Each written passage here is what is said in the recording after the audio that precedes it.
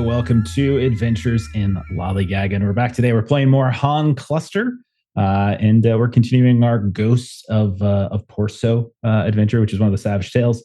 Remember that Han Cluster is coming to some crowdfunding near you. The 25th, I believe, has been confirmed. So next week. So we're streaming this on Saturday, the 22nd. So just in a handful of days, you can be able to back this. And this is one of the Savage Tales that's going to pop up. And we had already done the quick start as well, the reunification quick start. So this is our second, and we'll see how it goes. Let's see. Anybody want to make a case for bonus bennies? No one's really done anything and said anything.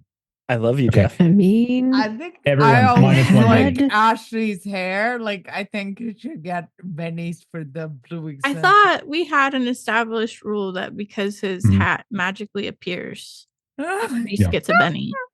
Yeah, the way I set it up, like I get OBS and stuff started up over here, and so I stop seeing you guys for a little while because then like the screen comes up, and then I turn it on, and all of a sudden Lon's got his stuff on. So the last time I see him, he doesn't have it, and when the stream starts, I see it, and it's just like, oh, look at that. It's magical. And then I see the rest of you, and I feel a little sad inside. Like Ashley, you're right. Rest of you, I've committed go on. to a voice for like don't got multiple time for this. sessions in a row. I feel like that's Benny more than Favorite Keanu Reeves movie? Go, Ashley. Oh God, What? you made me panic. Because every time I hear that voice, I just think Keanu Reeves. There's only one answer to this. There's only one Which one? correct answer. Point Break. Come on. Thank you, Stephen. Point Break Mine's is the answer. Like Matrix. Have you seen Point Break, Ashley? Since I can't recognize off the top of my head, no. God, this hurts so bad. No, you know Hurts my so bad. favorite. I'm gonna troll you. It would have been worse if she Sonic said she's- 3 when he's Shadow. At least that's something. At least that's. It would have been worse if she said, "Yeah, I saw Point Break. Came out a couple years ago, right?" Oh God, that travesty. So sad. Wait, I let did me not Google. like What is that. Point Break? Point Break. Oh my God. so great, Ashley. I'm I excited am that an you get to see it. FBI agent. I'm excited that you get to watch it for the first time. Found an unclaimed Yeah, I piece need of to meat watch it. outside. Was it? I can't remember which Mexico City he Have you references. seen Bill found an and unclaimed Ted's piece of Excellent meat. Adventure? Please tell me you have. Yeah, I have Come seen on, that. Ashley. Okay. Okay, well, if you could have Okay. said that. Wild You Stallions. make you me know? panic, Jeff. You're like, hey, I'm gonna ask this Right? question, The and then dude's- instead of like doing Steven John or Wick? someone who knows immediately, yeah, I had to remember. You're in first I don't position. know. You're right there. You're in first. This is the responsibility of first position. See, the first movie that popped in my head was Speed, actually. Oh, that's a good I one. mean, That was- Keanu Reeves, like, I feel alright. like there's a problem. Like, it's complex because there's best movie, but there's also best line, and the best line is obviously from The Replacements. Like, Oh well, I mean, it's the speech. Yeah, the speech. It's yeah, like a- We exactly. just Live your watched life So that. that's the last thing. week. So Mhm. you have Long. the best line in one movie, and the best movie is another movie. So Long, do you know the line that she's referring to? It was Keanu Reeves. God damn it. I'm just kidding. minus 50 DKP. he says Not the pain heals, TP. pain heals, chicks dig scars, glory lasts forever. Like it's like a life motto, right? Oh, that's where the chicks dig scars thing came from? Yeah. Yeah, it's one of the replacements.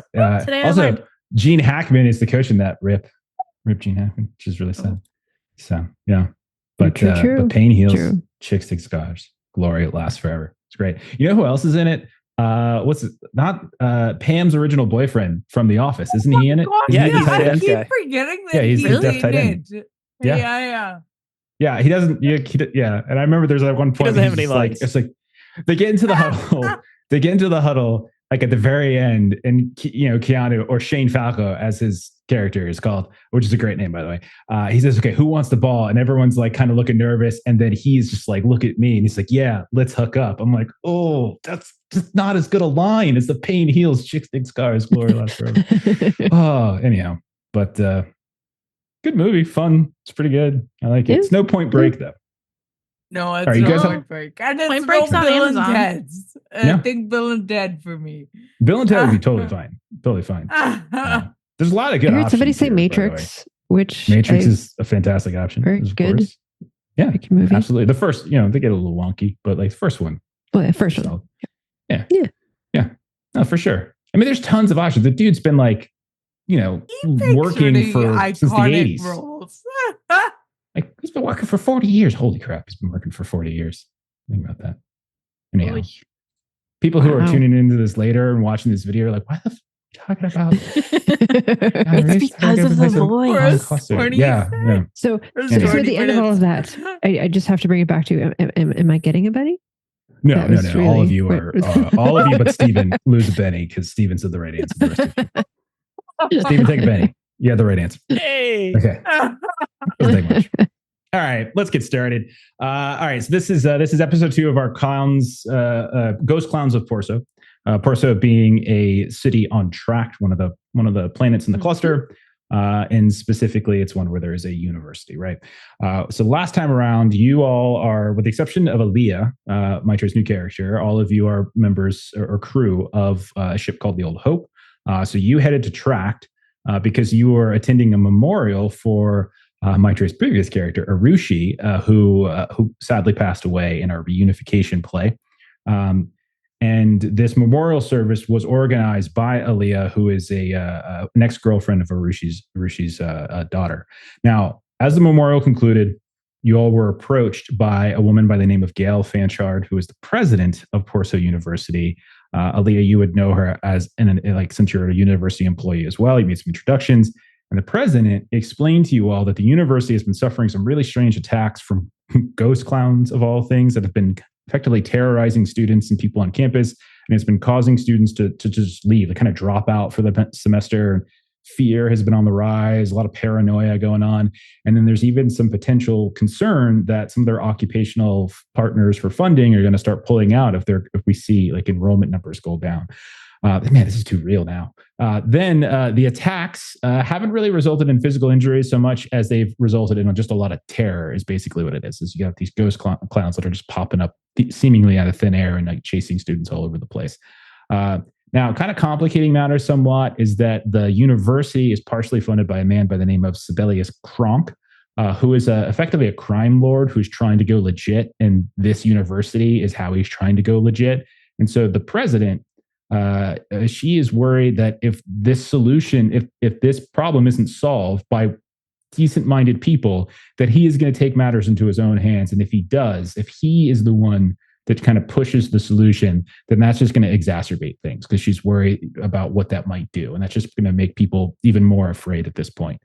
And she's also was concerned because he's already kind of started to filter some of his people into like campus security and stuff like that, including by a man by the name of Darius Rank, who seems to be the head of campus security, right? So you accepted the job. Aaliyah, you agreed to kind of be the campus liaison and show them around a bit. After the memorial, you all had been drinking and telling stories about Arushi, but later that night, Aaliyah, you tried to tap into Rank's Draxel feed. Didn't go so well. But in the morning, you all kind of came back together to start kind of doing some investigation. You did get a place to stay in in university housing, at least. Aaliyah and Birdie, you decided to go to the student dorms. Aaliyah, you spoke with someone who was heading to the union. Birdie, you had a awkward conversation with a woman, a student co-ed or Can student. you tell I'm awkward in real life, also in game? I feel like it just translates. You just kind of confronted her in the middle of a communal kitchen and you told some really sketchy stories. Eventually you got it back. It was okay. It was fine. So basically you've heard that a lot of the attacks are happening on these paths that go to and from the student dorms. There's other places on campus where it happens, but primarily it's around like the student housing, or at least on these hidden dark paths. And she was also kind of sketchy. She was also not feeling great because like she hasn't been getting a lot of sleep. There's like parties going on inside the dorms, like frat boys and stuff like that doing their nonsense. Reese, you had some trouble because you forgot to put pants on, and you critically failed, and so campus security took you as a streaker and brought you to their holding cells. Then Dr. Sonnet and Ray, you went to go speak directly with Darius Rank. You tried to offer your assistance in apprehending the criminals. He didn't want you to access his personal records. But he was fairly receptive to Dr. Sonnet's idea of putting forward some kind of talk at the student union, and then setting up like little stakeout spots on various paths, and seeing if you could like catch some of these ghost clowns in the act. So he definitely was receptive to that. And then Reese came in, and you all managed to kind of talk Reese out of trouble, and he got a pair of pants. And so that is where we effectively left off. I'm going to say we're going to go time. This is going to pass. And we're going to say you all right now are somewhere around the student union. You've rejoined each other. You're having lunch and whatever sort of facilities that they might have. We'll say we're all there together so that you can talk about what your next steps are going to be. So the scene is a half-empty student union during what should be the busiest time of the day for this place. And there's far fewer people in this sort of food court area than there should be. And you can tell not only are there fewer people here, but it also seems like there's a lot of isolation going on. You can see people are separating themselves from each other. There's people who are looking at each other with a little bit of paranoia. You can see that there is warning signs up, warnings and reminders about like where you travel at night and going with this or that. Be careful who you talk to. If you see something, report it to campus security, that kind of thing. But the vibe is certainly one that is a little bit tense, a little bit paranoia, and some fear. So I'm gonna turn it over to you guys. You're all here. You've had your morning excursion. You're eating some food. What do you think you guys are all talking about? So, Doc and I came up with a bit of a plan, I think. How about you guys? I talked to a student on the way to the student union, and she thinks it may have, and well, she was very annoyed by it, but the way she was talking about it was just sort of maybe a prank that got out of hand or something. And because she kept referring to like, how those stupid boys are. So I'm not sure. I got like a bit of a weird vibe from the conversation. She didn't seem too concerned about like it being a super serious thing, but just that it was very annoying and like kind of invasive, and yeah. So I don't know. I feel like we need to go speak with that professor and student who were attacked. I was speaking with someone and they said that she might not be there anymore, but yeah, this student I was talking with, a friend of hers, Vari, and the professor, Dr. Ren. So yeah, I know where Dr. Ren's office is. We can go there. I don't know his schedule or anything though, so I have no idea if he's like in a class or something, but I know where his office is. You figure out his office hours. Those got to be publicly posted, just so everyone. Sure. I'll pull up my... Yeah, no, he should be in there right now. Dr. Sonnet's been at the table and he's been working on putting together a presentation, just like a PowerPoint on virology and how pathogens can spread in crowds. And you see pictures of just like blue dots, and then the dots become red over time, just so he's got his visual aids ready. He seems somewhat nervous about it. You just see like a visual. It's like Pandemic, like the game. Yeah, exactly. Oh, I love that. I was so good at that. Just replace these cubes. Are you gonna need any assistance with your like presentation? No. This is all first year schooling, but I think we should probably focus on setting up certain positions and looking for the best paths that people would be going in and out of. Perhaps we could also close off a few paths. If we say that they're closed for maintenance or something like that, we might be able to funnel people in. Yeah, that's a good idea. I heard that like a lot of them are like to and from places, like to and from the dorms, and that it's mostly like at night. So it's a good thing that you planned for the course to be at night. Also bad, like I don't want anyone to get attacked, but if they're coming in and they're ghosted, there has to be someone here that they're ghosting to, or their bodies are just being left somewhere. So I don't know just how we could find that. I think the That first would step is kinda trying to make see who they are. sense. Like, if it's by the dorms, that like that's where they're just like that's where their sleepers are, is like in their dorm room, and then they're just like out wandering around as their ghosts. Why don't we go and speak to Dr. Wynn first? Like those of us who don't have a presentation to prepare for, because his name's come up a couple times now. Reese, how are those loner pants doing for you? A bit loose, but I know security's on point. They caught me immediately. Yeah, They I mean, it's fine fit. and all on our ship, but maybe on a college campus, not so much. It's not that fine on the ship. Just saying. Well, it's my ship, so it is fine. You know how many diseases? Good for you, Never mind. man. That's It's fine. unsanitary. That's the bottom Good line. for you, man. But we've all seen how unalive this university is. Should be bustling with students. We should rally Yeah. them up a bit. Get them excited. I know your presentation with virology is going to be amazing, but we can spice it up a bit. We can let them know that the new hope is here. The old That's hope. what The old hope. that's how we sold it, was that, you know, we're people that other people might like know about and want to hear from. So like, you're totally right, Reese. Like, you think we should like make up some like posters and stuff to like put on the poles and the signs and stuff? Well, I think the emphasis should be on education and information. We don't need to spice things up. We need to provide a valuable lesson that they can use throughout life. What if we made it a dance party instead? I have the best playlist for this. This could totally just maybe up the vibes, because like you said, it's a downer in here. You're right. You know how to throw a party. Let's set that up.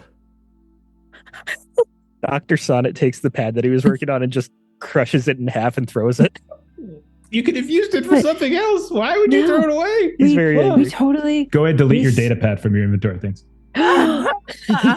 Will do. But you're right though, because like, from what people have said, this happens when you're like by yourself or in a small group. So like, if everybody comes like together, that having everyone together in this auditorium is a fun and safe and educational place to be. Well, if you listen to my seminar, you would understand that everyone together in an auditorium is not a safe place, and that would have been the end result of me teaching everyone. But that's fine. We can move on. We can make it a dance party. It's fine. No one, it's fine. There's like one kind of problem I think that we'll run into, and that's that everyone's terrified. Like, they don't trust each other. Look at everybody in this room. Nobody's really like interacting or talking to each other. So like, I don't know how we'd make a party be more exciting to make them want to overcome that fear. Maybe what if we did like self-defense classes or something? Like, that's also an option. I love a good party. Don't get me wrong. Hang on. Why are we trying to figure out the best way to keep people safe from this and not like try to address the problem? But like, of people it are happening? scared. Yeah. Right, but we have things we So can do how do to you try and- overcome your fear? Is you learn how to deal with it. But like, that's like 7 or 8 hours from now. We have stuff to do. We can do I right know now. Krav Maga. I could totally run the class. That's not what I'm saying. Also, I know how to dance, and like, you could easily just change that into fight moves. And she kind of looks at like, am I Like, am I being unclear? Like, I didn't think I was being unclear. I got excited. Unclear about what? You know what? Whatever you guys want to do, just tell me where you want to go on campus. I'll take you there. Well, we do need to talk to Ren, but Yeah, Alright. totally. and Birdie's just kind Totally of taking have us to all do off that. track. I won't lie. Yeah, That's just No, what that's she fine. continues to do. So what we could do, some folks could go speak with Ren if that's the desire. If you're looking to try to generate interest in tonight's event, whatever you decide to make that into, we can make that a quick encounter for those of you that don't go speak with Ren, and then you just sort of describe what is it you're doing to try to get interest. Because if you don't have anyone attending your little event, then whatever traps you set up. So we could potentially It's do not that. going to work. Yeah. Yeah, so like we can do quick encounter. We can just do a quick encounter to describe what you're doing to prepare for tonight, and that could be some of that could be recruitment, some of that could be scouting, like stakeout places, like watch places. So those are options. And then if people didn't want to participate in the quick encounter and they would rather go have like an actual scene with Ren, we could do that too. So how's that sound? Yeah, sounds good. Okay. All right. So who do we think is gonna go talk to the professor if your interest is talking to the professor? So no for Ray. Okay. All right. So no one. The professor is Then that I introduced will us here? stay and help with the quick. Okay. Well, Yeah, no, I think if no Aaliyah one's going gonna- would be smart if someone went. I thought Birdie was going. Okay, I'll go. Yeah. I'll I'm go with happy to Aaliyah go. then. Okay. So If Dr. Birdie doesn't Sonnet. want to. So I guess we're not doing the virology presentation. Like we're definitely not doing that then. I already deleted the data pad. No, you broke the data pad. It's broken. It's in the trash. Someone picked it up. An automated. You should Very be highly used to advanced Birdie's Roomba silliness picked it by up. It's now okay. and still be like, yeah, she's probably going to forget about this in 20 minutes. Dr. Okay. Sonnet is agoraphobic and he was very scared of doing the presentation in the first place. So he was very tense. Okay, so Aaliyah and Dr. Sonnet, we're going to start with you so that I can give Birdie, Ray, and Reese, because we're going to do a quick encounter. Think about how the three of you, and you can, if you wanted to talk in our chat, go ahead. What you're going to do, what each of you might do to try to prepare for this event this evening. That means recruiting people, scouting locations, whatever you can think of, and then we'll come back to you. But instead, we'll say time passes. Leah, you have no trouble figuring out where Dr. Thomas Wren's office is, and find him in his office hours. And you kind of knock on the door, and the door opens up. Like it's probably already open a touch because it is office hours. So it's got to be open. That's just, you don't want to close them. It's not really office hours at that point. So you go in, and you see sitting behind a fairly sterile desk is a fairly balding man. You can tell like he keeps his hair fairly cropped, but you can tell that it's probably halfway gone at this point, and he doesn't seem to be taking advantage of any sort of regenerators. He doesn't seem to be that kind of type. You can see he's a little skinny, almost gaunt in some cases, and he has spread out on his desk a few different data pads. You can see he's kind of reading this, checking that, going between this and that. And then when he looks up at you, he says, well, hello there. Is there something I could do for you? You two don't seem to look like students, but are you perhaps looking for someone else? You in the wrong place? Hello? No, I'm one of the techs here. Actually, my name's Aaliyah. This is Dr. Sonnet. Oh, wonderful! Are you here regarding the work order I put in for Building B? The projection screen on that is just continuing to project my material upside down, and it's becoming a very big hassle for us. And I put the work order in weeks ago, and then no one seems to have taken care of it. Yeah. I'm going to be helping with that for sure. Excellent. Actually, I'm here for another reason as well. First, to tell you that I am gonna work on that. Second, I've been asked by Fanchart to put in some new surveillance stuff for some of the incidents we've been having on campus. something happened with your student the other day. Is that right? Yes. Yeah, we were heading up to the soft lander in anticipation of our run, of course. When on our return, we heard some snickering and some giggling and some weird voices coming from behind a hedge, and when we called out, like, hey, who was there? We just thought it was, some folks kind of doing something they shouldn't. It's a college campus after all. This is just sort of par for the course. I'll be. It wasn't just any old folk. It was just, they were the most hideous looking. They were terrifying to look at. They were ghosts, effectively, and they weren't just your average ghosts. They and I know this is going to sound very ridiculous now, but they were ghosts, and they were clowns, and they were not the happy kind of go lucky kind of clowns. They were, I'm going to eat your soul kind of clowns, and it was just, oh my goodness, and it was all we could do to we ran as fast as we could, and we tried to get away from them, and then suddenly they appeared in front of us, and then we tried to turn this way and that, and my student, she was terrified. She has a phobia of clowns, you see, so it was even more exacerbated for her. And I've given her an extension on all of the work that she's supposed to be doing, and she is taking a few mental health days, as you might imagine, to try to get her wits about her. But I'm glad to hear that someone's doing something about it, because I've heard from a few students that this is apparently an issue that's happening far more regularly. You get the sense that he might be a bit of an academic who doesn't pay attention as much to the world. But yeah, I've heard from a few students that apparently this is a relatively widespread issue, if you could imagine. I have a few questions, if you don't mind. You said these clowns were. Who are Dr. you, Sonnet. sir? Oh, you're a doctor. Oh, and what is your specialty? Medicine. Medicine is a very broad field. It sounds like the kind of answer that somebody who is trying to pretend to be a doctor would say in a conversation such as this. But as you can see, you're in the halls of an academic institution, and if anyone would be able to understand the specialty with which you... I specialize in virology and pathology.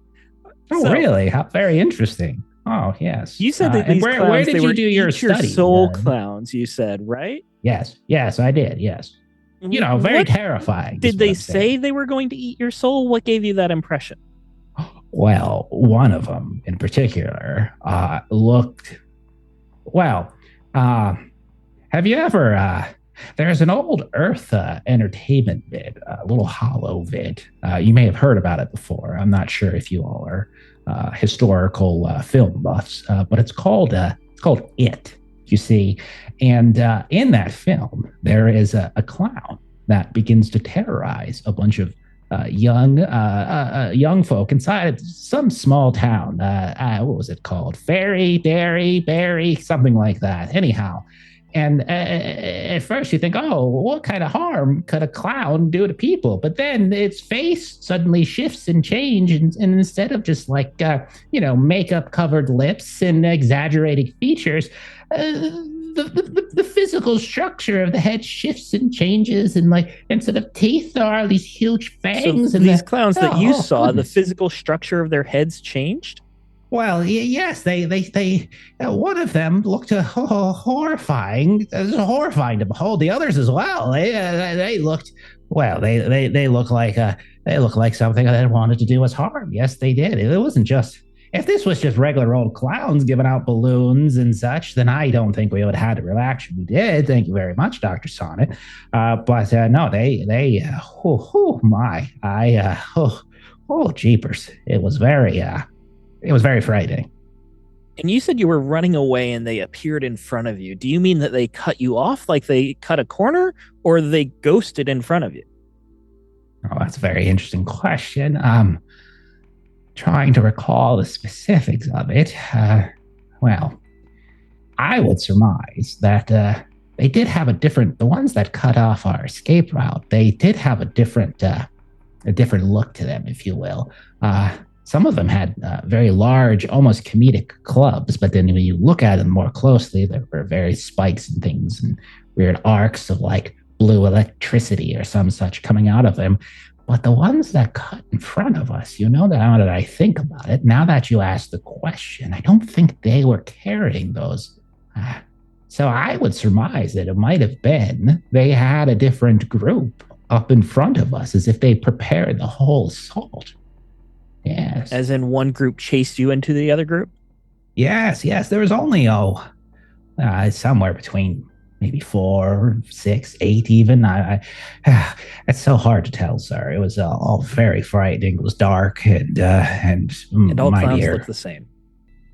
Well, that's a very terrible statement to make, sir. Individuality is something I think we pride ourselves on here at Porso University. Oh, are you a clown? Did I offend you?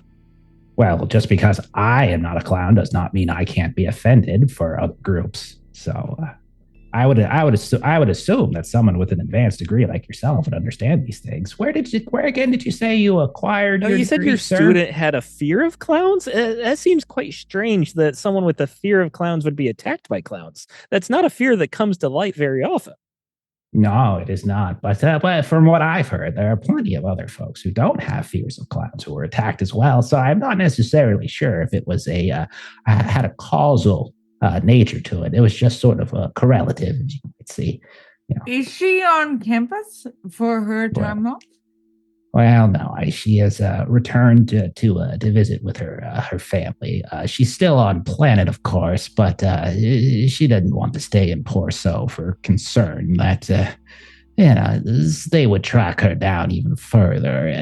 I tried to explain to her that it didn't seem to be personally targeting her. We just happened to be the unfortunate victims of the latest attempt at whatever sick prank this might be, but she thought she would have a better time if she were to remove herself from the university entirely, which apparently is happening quite often of late, as my classes, the attendance, even at this late stage in the semester, after spring break, which is notoriously a filtering point where many students don't return after it, but it's even exacerbated these days, as I initially had 30 people in my class, and I only have about 10 that are showing up regularly now. And clearly, it's not my not my rhetorical prowess and my ability to present material, because my evaluations are stellar, in fact. But so it must be some other variable. Is this your only student who has had to deal with this, or have you? I have heard some reports. I have heard some reports from other students. They talk about it here and there, and some have requested extensions on assignments, and some have also sent to me overly verbose absence reasons that honestly they could simply have just said, "I'm not going to be in class next week," but they often write an overly verbose like explanation or excuse for why they're not going to, as if I don't have time that is all that should be used for something else, as if I have to spend all day reading student emails that are explaining and they're why. adults. It's not your job to watch them and make sure. Well said, sir. Like at a certain point, it's a matter of individual responsibility. If you understand it, it's perfectly fine if you can't meet class. If there's something happening in your life that is perhaps more important than what's going on in the classroom, I certainly understand. But you could probably explain your absence in fewer than 675 worded Draxel communications, like a simple, "I'm not going to be there next week, Professor Wren. Is there any homework I could do while I'm gone?" That's a sufficient message, of course. And if only they would put that much work into the actual assignment itself. Oh, gosh, I could tell you stories, of course. Oh, goodness gracious. Yes. So did you teach at your... I'm sorry, what was the academic institution that awarded you? Oh, no, I could never teach. I don't have the patience for it. Oh, I see. Yes, it's really a calling, as much as it is a profession. It's something that speaks to us. It requires a saint. Well, I don't like to use that sort of terminology. Retro, earthborn religious terminology is not probably For an erudite such as myself, probably not the proper terminology here, but I understand your metaphorical meaning. Oh, I'm sorry. I didn't say I am Earthborn. I have no problem with that, sir. Unlike So I you, use Earthborn I have no problems about the origins or of a person or whether they choose to be a clown or not to be a clown. It's just. Were you among the first of these incidents with the clowns? Oh, no, ours just happened a few days ago. These incidents have been happening for weeks. Since the term started? Or before that even? It has been happening with increased regularity as the term has continued, yes. One of the... I'm not very familiar with, frats and those kind of things on campus, but I was given to understand that maybe this is just kind of some kind of fraternity activity, maybe pranks with regards to pledging that may have gone too far.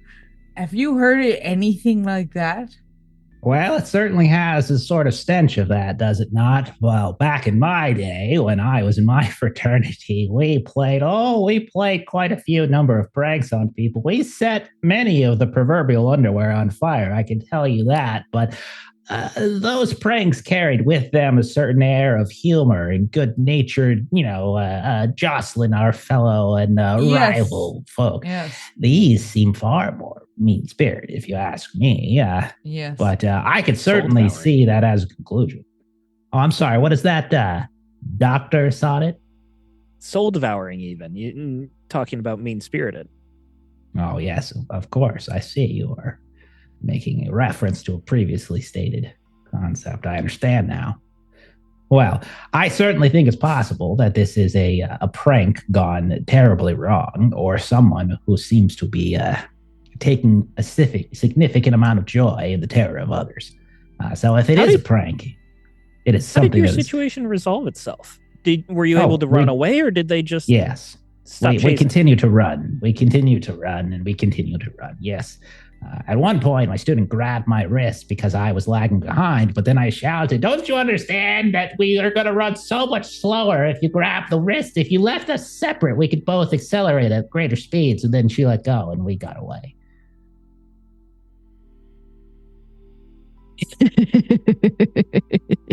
I don't have any more questions. No, I don't think I do either. Does this guy also teach Final Girl 101? It's like my favorite. I do this voice in our Serpentine game, and I just love. I'll literally talk for the next 2 hours with this guy. If you guys don't, if you guys don't put the hook on it, I certainly won't. Aaliyah, I think that's about it for me. Did you have anything else? I know you said that you had a projector that you had to go take care of next. Oh, yes, in the B room, in the B building. Yeah, it is that's just what I was going to double check. Building B, you said? Yes. Second floor, room 237. Thanks. That'd be wonderful. I have classes tomorrow in there, so if you could potentially expedite the repairs. Good luck with that as we're walking out the door. Goodbye, doctor. Yeah. Okay. So as that scene closes down, this lengthy conversation with a wonderful, clearly, professor, we're going to turn back to the group of Birdie, Ray, and Reese. And I can tell by the number of messages popping up in Discord right now for me that you all have been chatting on the side about what you're going to do, right? You know what you're going to do? Of course. Okay. Oh, that's what we were supposed to be talking about? That's Okay. So let's do a quick encounter. So Aaliyah, Dr. Sonnet, they've already left. You three are trying to prepare for tonight, whatever that might be. So we're going to do a quick encounter. Again, no action cards. So this is really, we're on campus. There's a series of probably things that you're going to want to try to do here. Things like trying to recruit students, trying to sort of scout potential places where you think some assaults might happen, that sort of thing. So we're going to go through, we'll see how many you get, and then we're going to go from there. So does anyone know exactly what they're doing to start? Yeah, I'll go with securing a good location. Okay, so you're basically going to be like scouting. So are you looking for scouting locations where you think attacks could happen, and then you want to find like a suitable hiding spot for that? What do you mean hiding spot? Well, when you say you're trying to find a suitable location, why don't you just tell me what you mean? Sure. Like a location where you can gather a lot of people. It's not going to go to chaos if everyone starts running around. Good exit routes, sort of thing like that. I think that was established last time that you guys were going to potentially do that at the Union, where you had like there's assembly halls and stuff that you can do that there. So I would say you probably could we could just hand wave it and say you have like a location for that, especially since you're seeing a lot of like canceled events, and so there's room to do it. So I would say you could potentially do it. It's more of a concern of are you going to get people to attend than it is to have a space. Gotcha. Then if we have the space, it's just recruiting here then. I'll go for it. So if you like generate around some sort of hype around it, make it more a little bit interesting, maybe like send out some scrambled invites that students can decode. Like, what is this? Oh, that sounds fun. Like you're trying to like get like you're trying to hype it up by having people wondering what exactly it is. So it's like a rave alert, basically. All right. Nice. I would say you could do persuasion or maybe electronics. One of those two could probably work. Persuasion, if you want to focus on just like the notion of creating a really interesting message, or electronics in terms of kind of create and kind of the like networking it out and kind of finding ways and places to put it. Like either of those, I think is fun. Okay, I'll go with electronics because I'm better at that. Absolutely, go for it. Let me know how you do. I got a 4. 4. So 4 is a success. So essentially what we're doing, we're doing the individual checks. So you roll, and then how you do is going to kind of depend upon like final outcome. So I'm basically counting successes. Successes and raises is where we're at. Okay. Give me, so would you say that you have just been like sticking around inside of the student union and working on it with your own material? Do you like kind of head back to like the housing, like, and see if there are systems there? Or do you find somewhere on campus, do you think, that can help facilitate and disseminate this? Like where do you think Reese goes to kind of do the work for this? I'll spread it through like the AI that the campus has on campus. Maybe those can start spreading rumors around. Okay. So you go over to like one of the communications hubs, like a communication building, whoever it is. Might even be where Aaliyah works, in fact, because she deals with sort of the Draxel repair and monitoring networks. So, and you kind of, are you trying to do like a guerrilla message, like where it's like not looking like it's official, or are you trying to make it like just putting it like as a standard email blast that the university sends out? Yeah, we'll just blast it. Okay, so it's just going to go as like a regular email blast. Okay, a 4 is definitely going to be a success. Cool. Okay, you're good. And so I'm going to, just as a way to kind of flavor what this looks like, Aaliyah and Dr. Sonnet, as you're leaving the offices, and you kind of look around and you see like there's students that are kind of hustling from one place to the next. You see them like they pull out their data pads, and you can see like these little hollow images come up, and they're kind of quickly sweeping through messages like university stuff. And all of a sudden, like there's this other image that they all seem to just sort of focus on, and you kind of catch it over here on like a public kiosk, and it just kind of keeps popping up, and it seems to be driving some attention. At least a handful of students seem to be interested in it. Okay. So that's what Reese is doing. What about Birdie or Ray? What do you think the two of you are doing? Birdie's kind of continuing the recruitment process, except a little bit through a different means. She will like go back to the dean, and she'll get like the heads of like the names of people who are the heads of sororities in charge of like clubs on campus, and try and schedule a meeting with all of them to then put forth the idea of this and request their assistance with bringing their members to this activity. You want to go to the Greek Council, and you want to see if you can get the Greek Council on board. Yeah, that's what it feels like. Yeah. Yeah. Is it actually called Greek Council? There are some colleges that call it the Greek Council. There's others that just call it Student Council. There's lots of different terms for it, but yeah. Student life. like related stuff. There's not like a Mhm. universal term for it, but Greek council is not in the common term, especially like sorority, fraternity, because so many of them use like Greek lettering. Okay, so what are we thinking you want to use there, Birdie, for your role? Persuasion could work. Yeah, I was thinking persuasion. Okay. Networking, if you had it, that could work as well. I don't have networking. I have performance. Like she's really trying to hype it up.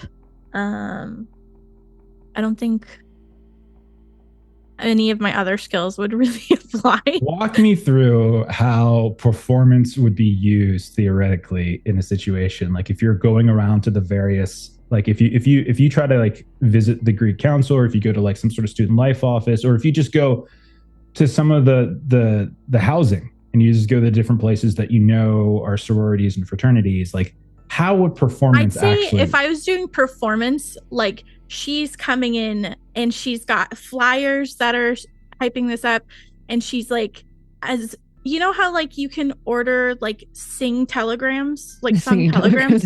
Yeah, that's kind of what I'm thinking. Is what it would be like, here's a different like invite, but it's like a sung telegram kind of thing, and then she thrusts this like information at them, and then it's contact information to like reach out to one of us, and then in a more normal voice later, that's when it's like a regular thing. But the original given, it's gonna be wild and kind of crazy. I'll take it. Yeah, go ahead. This is ridiculous. I was just thinking I was thinking singing telegram too. Is that what it's going to be? Yeah. Yes.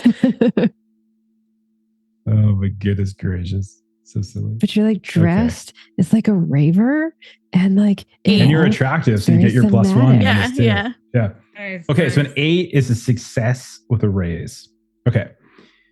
So since you got a raise, I'm gonna give you a little extra bit of information, specific to like what you're covering. So fraternities and sororities, there are a couple of houses, and then there are in other cases, like just the way it's working, the way I'm envisioning it, like for futuristic university, that it's not like the old school, like individual houses, because maybe there's not enough room for it, but maybe it's like whole floors on certain dorms are dedicated to particular fraternities or sororities. You are able to, with an 8, get the pledge of most of the current sorority and fraternities to spread it amongst their members and to attend in some way. You know, you've heard probably through the grapevine that 1 or 2 of them, the entire group they've just taken the semester off. But there's one that you were never quite able to get to come to the door, or you didn't really kind of get a receptive vibe. The Lambda fraternity, is they were like, you went at one point, you went and you kind of, did the proverbial knock to the door, and like some like guy kind of opened the door, looked really tired, and when you started singing or talking, he just closed the door right in your face without even looking to continue.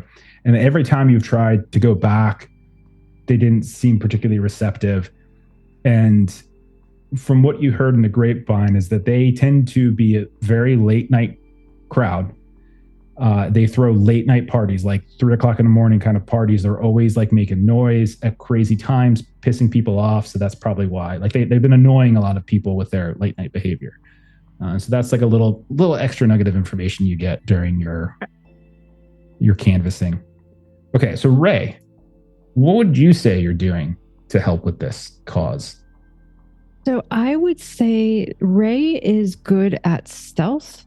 So I would say that Ray is taking up the task of figuring out what are going to be the good points for us, for some people to kind of stake out, keep an eye on things, where we can kind of be undetected, and possibly utilize that as well to figure out what we should do for kind of flow of traffic. So like, how should we kind of flow people into here so that there are fewer places for us to keep an eye on, and then where we should do that keeping an eye on from. Okay. Notice, I think, makes sense. If you want to do stealth, that's fine too. I think, since it's stealth, if you're flavoring it along the lines of like where you think people would hide to spring a trap on somebody else, like where do you think some of these ghosted clowns might pop out of. Strangely enough, I think battle could potentially work too. So this is sort of like a strategic layout, like this way. So if you have that, that could be an option as well. So I think any of those make sense to me.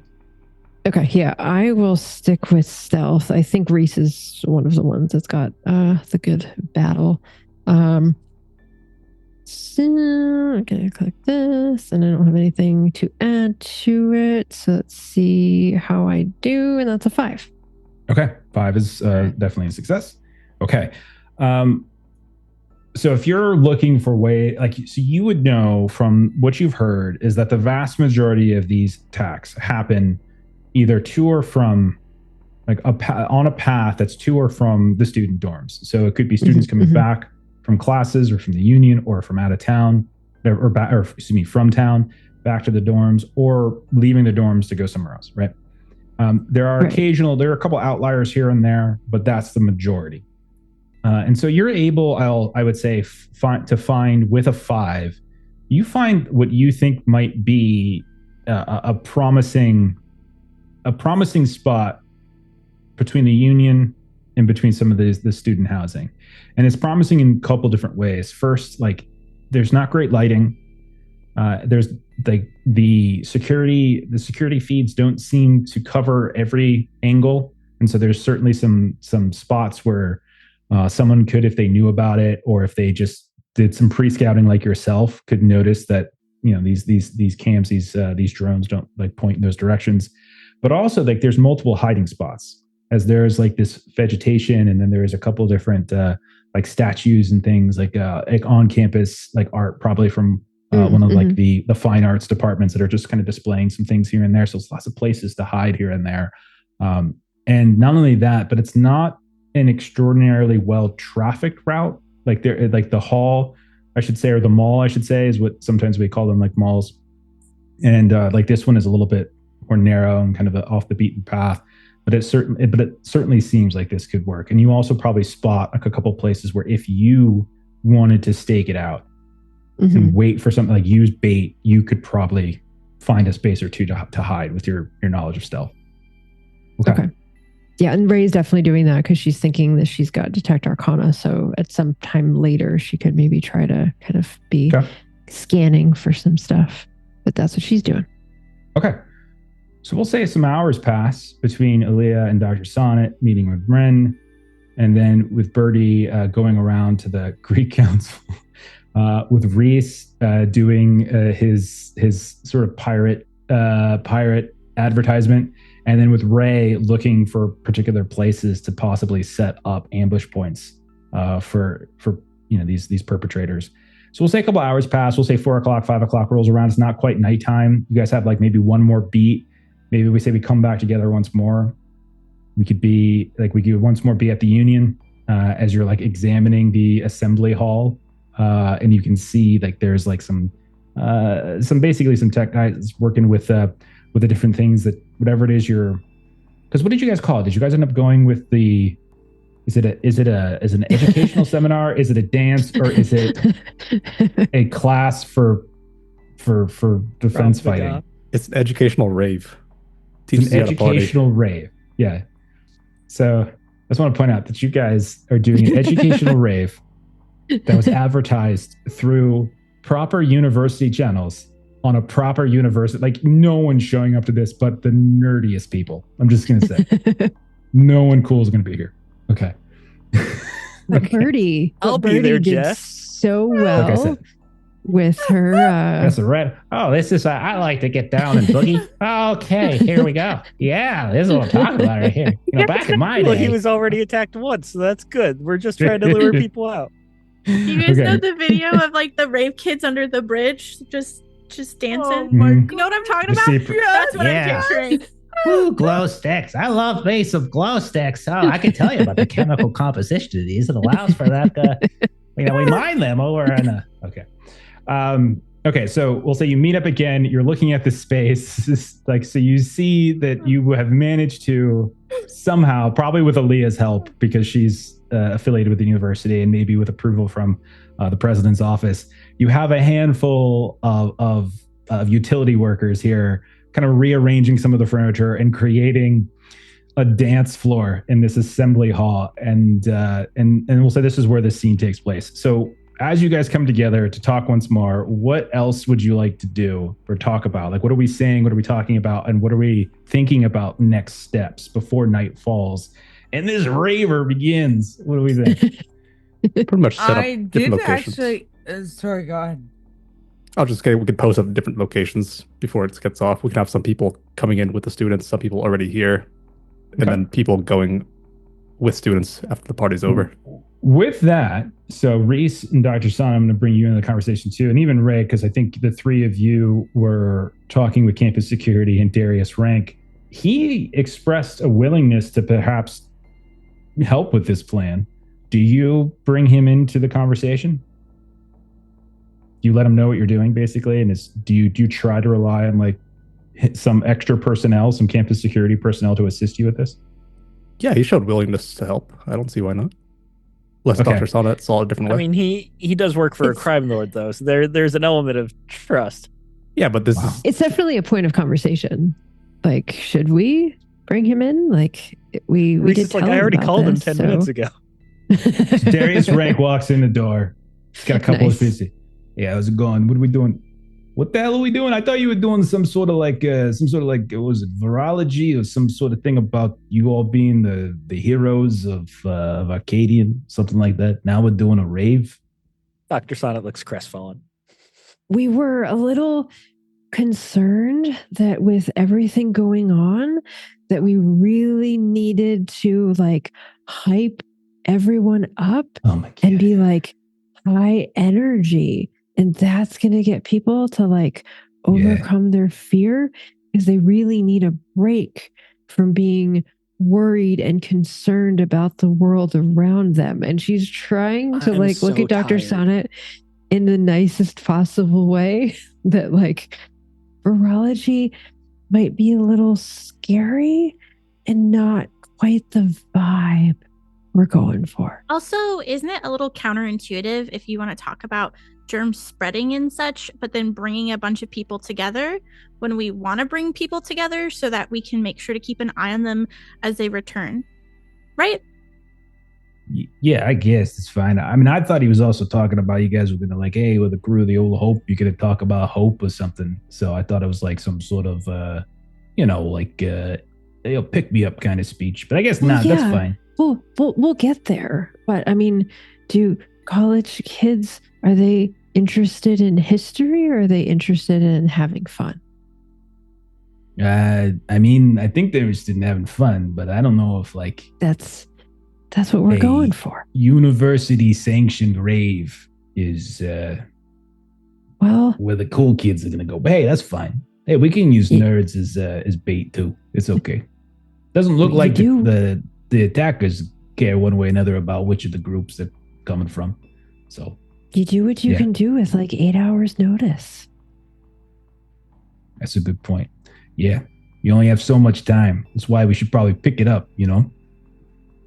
He's like looking at you. So I was thinking we could cut off a few of the paths, try to limit the options. If we close down some paths, put some barricades up, people won't walk through there. We'll be able to watch more ground if there's less ground to watch. Yeah, I could set up some of my folks, kind of turn around, put them on certain paths, tell them not to go this way. This place is under construction and something, you know? Yeah, I could get some of my folks out there. No problem. I got a few folks. Thank you. That's going to be really helpful. Hey, I'm a helpful guy. No problem. All right. So,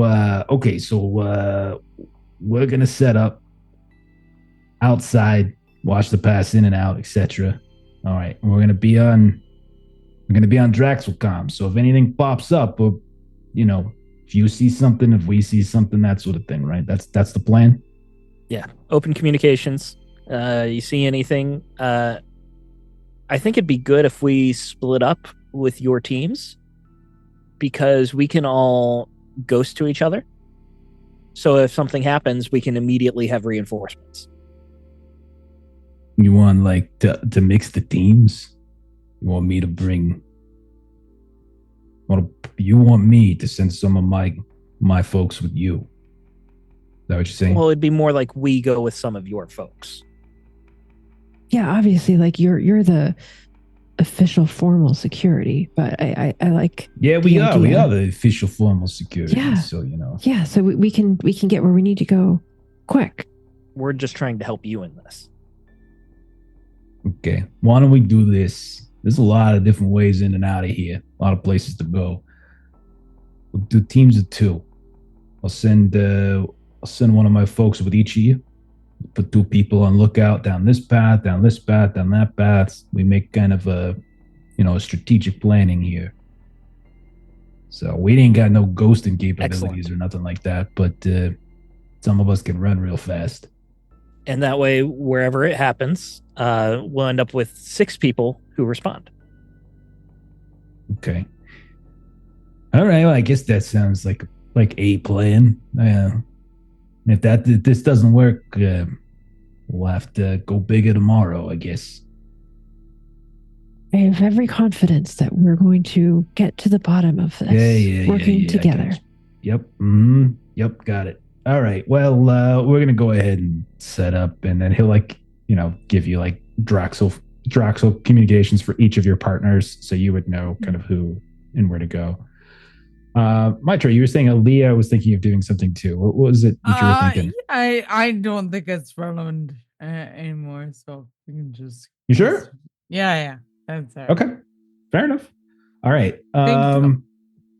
Anything else that you guys can think of that you would want to do before the university sanctioned rave goes down? Sorry, that's so fucking funny. Best night ever.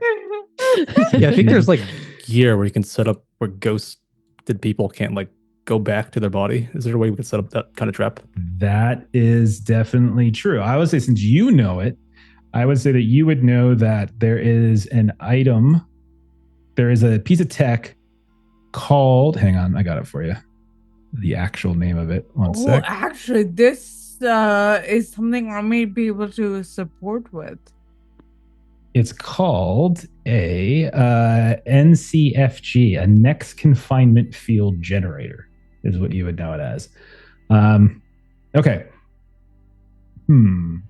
I'll tell you what. One of my edges, one of Aaliyah's edges is connections. And I'm wondering if I might be able to source this from someone shady on near Porso. I like it. Give me if maybe Reese and Aaliyah are working on this together. Aaliyah, you're seeing if you can source it. Give me a persuasion test as you try to talk to a couple of your connections and see if you can figure out where you might get this from. Persuasion. I am not particularly persuasive, but that's okay. Does she get a? You can make a case for something else if you like. That's fine too. A modifier because we're working with shady people too. A little bit extra weight swinging around. Who's shady? They're official campus security. I mean, Aaliyah's Birdie is the one who's shady. Let's be real about that. Aaliyah's a little shady. The only person who's going to this rave is going to be Professor Wren. That's it. He's the only person. I have no problem dancing with myself. That's all I really do anyway. I don't think I have anything else that would make. Does somebody want to work with Aaliyah to maybe help her? We can have somebody give her some support. Would anybody like to? I just have a D4 in persuasion. Oh, actually, I have a D6 on nets. So if I would know where to get next tech, I don't know if I mean, Birdie's always down to flirt with people. So if that's necessary. Yeah, so you want to? Do you want to? Whoever we talk to, I think you could flirt with. So do you want to? So Birdie, if you want to do a support roll, you absolutely could. So go ahead and give a persuasion. This could give her up to a +2, perhaps, depending on how well you do. A +1 or a +2.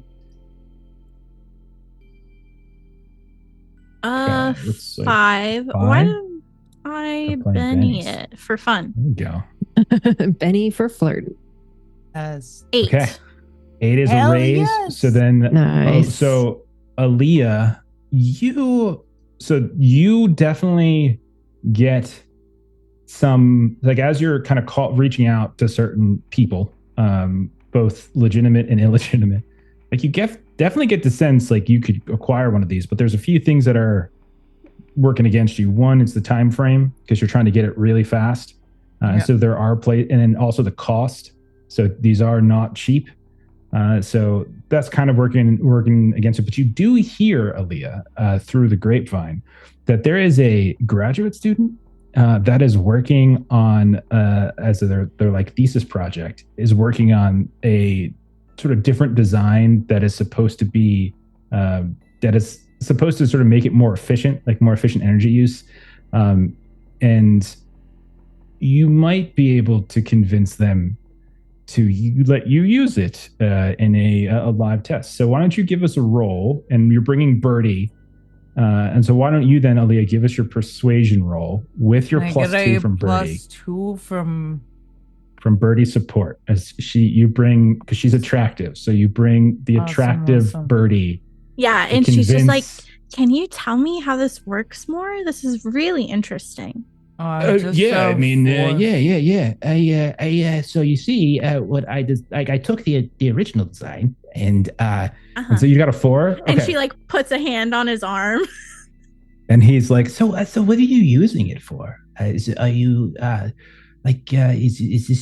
going to be for, like, you're not going to break it or anything? I've worked really hard on this. I'm just I'm setting up some surveillance that Dr. Fanchard asked for, so I just gotta calibrate some stuff with Ghost Check, make sure I'm capturing everything. I won't break it, I promise. Okay, yeah, sure. I guess you could do it. But please make sure we need to document, like, everything, how it works, how long it sustains the confinement field. Absolutely. I'm really good at documentation. I'll make sure. Okay, good. I will give you. I can send over to you, so you can have it on your data pad. My data collection spreadsheet, so you can make sure you're monitoring all of it and keep track of it. And awesome. Definitely don't break it, because if you break I definitely won't.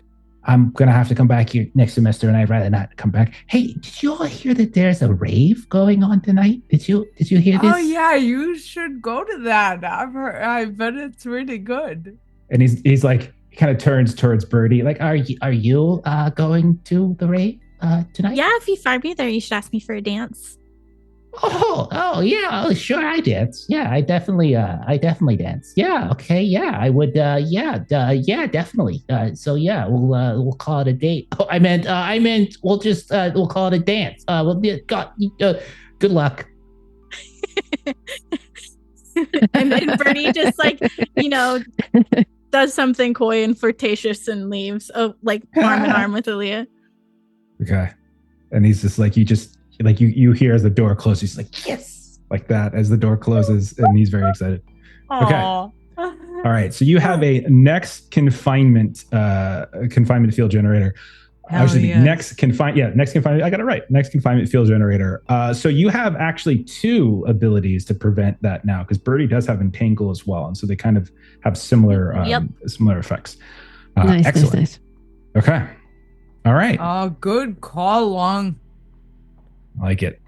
Okay. You guys got a lot of stuff in place now. So you have a good spot. You have the assistance of ranks, campus security. You've got a rave going on that's going to draw people out here. Points at least 12 people going. Okay. All right. I'll say as night begins to fall. Zoe is not going. Can't be seen at a place like this. Definitely not. Like, this is definitely, oh, Jesus. So as night begins to fall, and since it's a university-sponsored rave, it's going to start right at nightfall and not, like, at a real time, like 11 or midnight or something like that, right? It's going to start just when it goes dark. Is there anything else that anyone can think of? Rave is just, like, sending me. Right? Oh, my goodness. We see this sometimes at my college, where it's just like, there's these campus events and stuff, and it's just like, you know what? When you do campus events for students, like, play within a certain lane. Okay. Yeah. So there's thing. I went to a well-known party in school, so I guess I just, like, I can't get over university. Yeah. It's just there's certain things that just I don't know if I would go to that if the faculty and administration sponsored it. You know. I don't know. Anyhow, that's just me. Okay. Is there anything else that you all wanted to do in terms of preparation? I'm set. I'm good. Okay. Who is so then in terms of where everybody is, let's just so a couple things to remember. Aaliyah can't ghost you, isn't ex-bonded to you. So always remember that. And so the four of you, however, are all bonded to each other, so you can ghost travel, etc.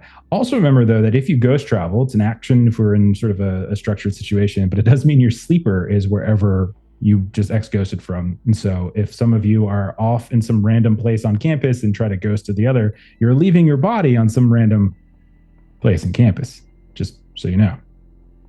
Just make sure that you run to the bushes before you ghost, so your body just like is hidden.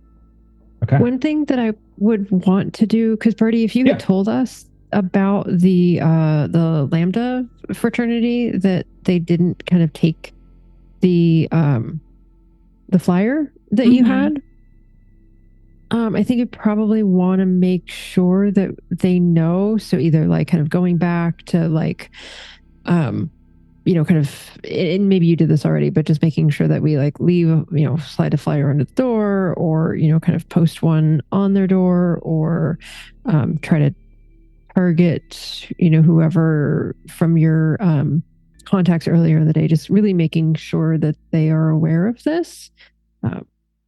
Because if we have suspicion of them, we definitely want to make sure they know. Okay. Yeah, we could say you did that. I don't think we have to do anything different. We can say you did that before. You left some sort of marking. Okay. So if that's the case, if we're all good, we're going to fast forward and we're going to be effectively at the rave at this point. Oh God, this is ridiculous. So who's at the rave? Have rave music ready to go? Like our sound effects and everything. Let's see what I got. Because I think at the end of last episode, we were doing a lecture on virology. I know. So I have lecture music ready to go. Plan. Let's play the lecture music and pretend it's a rave. You guys Man. okay. All right. Who do we say is anyone actually at the rave? I think it would make sense if Birdie was out of everyone. Better. Or that engineering student's gonna be super disappointed. Okay. It's hard. So Birdie. Okay. So Birdie's at the rave. Okay. And then everybody else is just scattered about. I'll say Ray, you're at your specific location since you scattered it out before. Okay. And then Aaliyah, Reese, and Dr. Sonnet, each of you are in random other paths, random other potential routes that could be taken. Is that fair? Yeah, that sounds good. Yeah. Okay, Can I specifically be with whoever rank set up as my partner? As say that again. As who? A rank had given each of us partners. Were we meant to sort of patrol with them, or? Yeah. So the idea, I think, it wasn't so much of patrol. I think you were just sort of monitoring particular pathways. Okay. Is the idea, and each of you is going to get like an assistant. Yeah. So, given that I'm not bonded with any of them, I would very specifically like to be physically around whoever my partner is. Okay. Do you want to go with one of, like, you don't have to necessarily go with one of the campus security. You could go with one of the crew. It's just they were talking about splitting. So that's why. That's why I'm so we have you in sort of a like, we've narrowed it down so there's a particular like pathway that doesn't have someone there. And that's kind of what I was thinking. Thanks, Mel. I'm gonna be honest. I don't know what the resolution. It sounded like you two had resolution. I didn't follow. What's the resolution? I'm gonna be with campus security. In my mind, no, everyone's being with campus security. That's the thing. Like everyone has a partner from Rank's crew. I'm just asking, like, are you looking to have something different than that? No. Okay, then yeah, okay, good. All right, fair enough. All right, so you're all split up. Everyone's got their own partner. Okay, rave is happening. We see Birdie. There she is dancing we'll call I have a name for this engineering student, by the way. His name is Tack. And so you see Birdie and Tack, and he's just like and they're just, he's like doo-wop dancing. It's rave music, and it's just, it's sort of weird. And then we see Professor Wren and some other professors are there, and they're just like, he's got glow sticks on. He's just like, this is great. I feel like I'm 21 again. Oh, jeez. Oh. And he's just kind of going nuts. You hear the bass thumping, dubstep happens, everything's going on. People are really happy, and I'll say the mood, like, it's not a huge crowd, obviously, for a variety of reasons, but you do get a decent amount of people here. I would say at least several dozen, at least maybe like 50 to 60 attendees, something like that, which isn't so bad for this assembly hall here. Everybody, so as it starts to break down, so as you can see, like, people start coming to their dorms, coming back from the rave, or people leaving and, kind of coming back, or people just deciding to kind of go somewhere else. Everybody who is not at the rave, so everybody but Birdie, give me a notice test. And give me a notice test at -2. Do we get a +1 Except for Ray. having campus Ray, security with us? Ray, you get no penalty because you did like a pre-scout of this location, so you can roll fine. I mean, did they support you? I guess I could roll support for them, couldn't I? Yeah, I guess I should. I'll roll support. I'll see if they give you anything. So let's see. If we'll start with Aaliyah's. Let's see. They've got notice. Let's see if they pass. I rolled a 4 for Aaliyah. Aaliyah, you get a plus. You get a +1. So well, you could just you're good. Pass that on to everyone then. No. I want just trying to save you some grind this rolls. down. I want to grind this down. Reese, you get a +1 as I rolled a 5 with your partner. Nice. And then Dr. Sonnet, you also get a +1 as I rolled a 4. So 4, 5, 4. The three of you. All right, so that's a net of negative. -1 instead of -2. Sweet. I got a 3, but I'm betting my roll. Yes, excellent. Oh, someone's exploding. Yeah. I saw someone explode. It's raining bennies on our VTT. Nice. That's a 10 for me. Still a 3. Just a 4 for me. Okay. So 10 for Dr. Sonnet, fail for Reese, regular passes for Aaliyah and Ray. Okay. So as like the rave is letting out, Dr. Sonnet, you and your partner, like you've been talking here and there, but then like What's the as name? you get word, what's that? What's the partner's name? This one is named Patrick. What's her last name? Do they have any family? We've been chit-chatting before all this. Yeah, their name's Patrick Swayze. Patrick Swayze. Oh, Like I was that thinking old- Star. No relation. No, I get that all the time. No.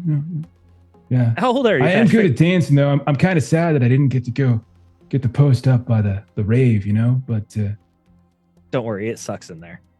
It's all yeah, that's what I heard.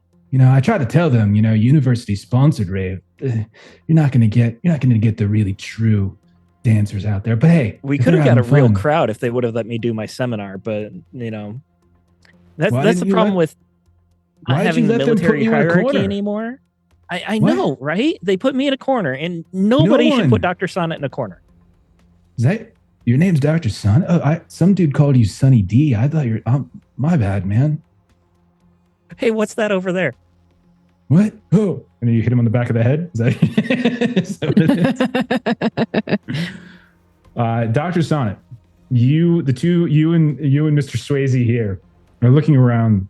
No issue. You see a group of students. You see like a couple in small groups, like 2s and 3s. You never see anything bigger than that. A couple solo walkers. They pass by. 1 or 2 of them might even look up to where the 2 of you are hiding, and you think they might notice you, but otherwise they scurry along, and they seem to do so safely. Reese, your partner. I'm gonna say your partner's name is Jennifer. Jennifer Gray. I shouldn't be here, Jennifer. Staring up at the sky. Should be up What are you there. talking about? What do you mean, like in the tree? No, in the sky. Getting a little sick of the ground. Getting sick of the ground? Who gets sick of the ground? What kind of statement is that? I don't understand. Only a true explorer would understand. Wait, are you saying I'm not a true explorer? Yeah, since you'd understand, I guess so. I guess that's true. I don't really like to explore too much. I like to explore other things. I don't really like to explore, physical spaces. But my exploration is really like a personal one. I like to really, I like to just see, where my mind can go, Like sometimes, like when I'm just sitting around in the campus security office, I'm just, I just know that there's like another layer, beyond this one. You ever feel that way? I do, but with my whole body. With your whole body. Oh, yes. You do seem fairly sensual, I must say. Like you move with a certain amount of, a confidence to you. You don't seem at all concerned about how you look or how you move. Like you feel like you have a lot of body confidence. The first person that said it to me. Well, maybe you've been talking to the wrong people. How about we go to the rave? Well, I think it just let out, so it'd be kind of a. No, you're right. And a ghost about. Oh, that's right, and that's when you realize you two haven't been looking, and you look around, and who knows what the hell could have just happened as people have come and gone, and you didn't notice anything happening. Okay, that's what a tool will get you. Okay, Aaliyah, you're. So you said you wanted. We'll say you're with Rank. And he's just kind of looking at you like, yeah, do I know you from somewhere? You look really familiar. Oh, I'm just tech around campus. Yeah, that might be it. Probably see me around here. Yeah. I don't know. You just like, there's something about you, like I feel like I know you somehow. I think we've been at some parties together in the past. Like, I know Gronk throws some pretty good parties sometimes. And I've been on the guest list a couple times, and I think you've been on the guest list a couple times. I can neither confirm nor deny the existence of such a guest list, but sure, yeah. I've been known to paint town red, so to speak. But I don't think that's it. I don't know. Where do you think you might know me from? It's just you give off a vibe, a familiar vibe. That's what I'm saying. That's all. I don't know. Maybe I just have one of those faces, I think. Maybe. I haven't really been getting a lot of sleep lately. Someone's been trying to tap in. We caught someone last night trying to tap into my Draxel. That's horrible. Why would someone do that? I know. I assume it's because I have a position of authority here on campus. That's probably it. Mr. Kronk thinks it's probably related to him somehow, but I don't really know. What is it you do here again? Oh, just help with some of the tech. Like earlier today, Dr. Ren had an issue with his projector, so I helped with that kind of thing. You know anything about Draxel? You know anything about that? The relays? Yeah, some stuff, like vaguely. Well, this is all over. I wouldn't mind. Getting you take a look at some of the lines coming and see if I can track down who this perv is. That'd be awesome. I'd love to help you with that. Fantar's got me like doing some work on I don't know, the way she's been talking to me. Like it sounds like she may want some people to look into this, but like she hasn't actually asked my department or anything yet. So I don't know. She's just an administrator. She doesn't know nothing. Right. Get your hands dirty. Get your hands dirty. What do you do? What do you even do? You're not even like if you were faculty, like if you were a teacher, like I could respect you because that's why kids come here. They come here for the faculty, not because of some administrator, whatever. you know, and then like, hey, and you, what do you make sure, you know, you got the techs up and running, like that is a vital service. But what does she do? Pushes some proverbial papers around, you know, puts a rubber stamp on something, you know, hobnobs. Like, man, you know, I think higher education really has started to go down. And it's really interesting. I was doing some research into this, and the quality of higher education has kind of started to, like in an inverse way, has kind of started to get worse as administrative bloat has increased. Could you imagine that? Isn't that interesting? That's really interesting. You are including much more than anyone gives you a chance to be in. Yeah, I like to read a little bit, you know. I like to read. Hey, what's that? And so you look up and you see there's a group of people coming past. And again, similar to Dr. Son, a couple stragglers, singles, doubles, couple of groups of 3, which is interesting. You haven't seen that before, but you don't see any signs of ghost attacks. Ray, I'm gonna come to you. Your your partner is going to be named. Oh God, your partner is going to be named C. Thomas Howell. Right. I'm switching from Dirty Dancing to Red Dawn. This is kind of basically what I'm doing. Okay. Because Patrick Swayze, Jennifer Grey, C. Thomas Howell. Yeah. Whatever, Melissa. You haven't seen that movie, you liar. You liar. You fraud. I was yes-anding. I'm so excited. I was waiting for Jeff to stay with the Dirty Dancing theme after. I was going to say Jerry Orbach because that was Jennifer Grey. Yeah. I was going to do Jerry Orbach, but then I wasn't sure. Yeah, we could have done that too. We could do that if you want Jerry Orbach, but he's There was dead, a discussion in chat about Jerry Orbach. Oh, has there? Was there? Good job. Oh, that's delightful. Okay, we'll say it's Jerry Orbach. Okay, so it's not. We'll stick with Dirty Dancing. I can't really do. Well, Jerry Orbach just has like basically a New Yorker accent. If you used to hear him talk. Like, well, you've done the Dirty Dancing theme more than a Patrick Swayze theme, so I feel like it needs to be. You know, the two of them, like Patrick Swayze and Jennifer Grey, did not get along. That's what I hear. At all. He was a little, you know, like he kind of method and never mind. Anyhow, so I get those stories. Ray and Jerry. Why are we up here? What are we doing up here? What are we doing? All about the geometry. Geometry. You know, where you're looking and you know the angle that you can see your target point without lines your of target sight. point. You're talking about just say lines of sight. Why are you taking so long to talk? What the hell? Just say lines of sight. Oh, well, I'm sorry. I guess I could have said it that way too. I think you do this intentionally. You know, I think you talk slowly, intentionally, because you want to infuriate people. It's what you do, isn't it? It's your way of antagonizing folks, isn't it?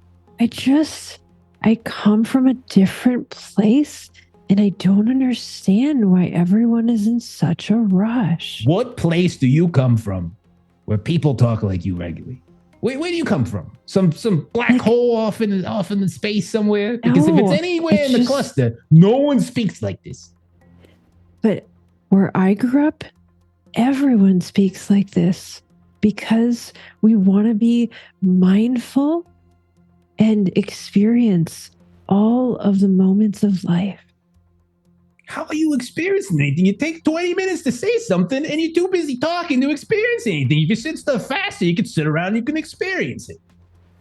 But like, I just noticed that we had a gentleman in a green pair of pants, followed by someone that was wearing, I think, a red outfit. Did you notice that while you were talking about what I'm doing? And I was noticing things.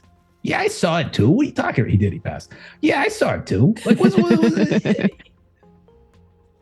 And that's around that time when you hear, like, as you watch like a solo young, probably, you know, first year student, you can tell, and like they're still kind of like dancing along the way. Like, yeah, you know, very happy with themselves.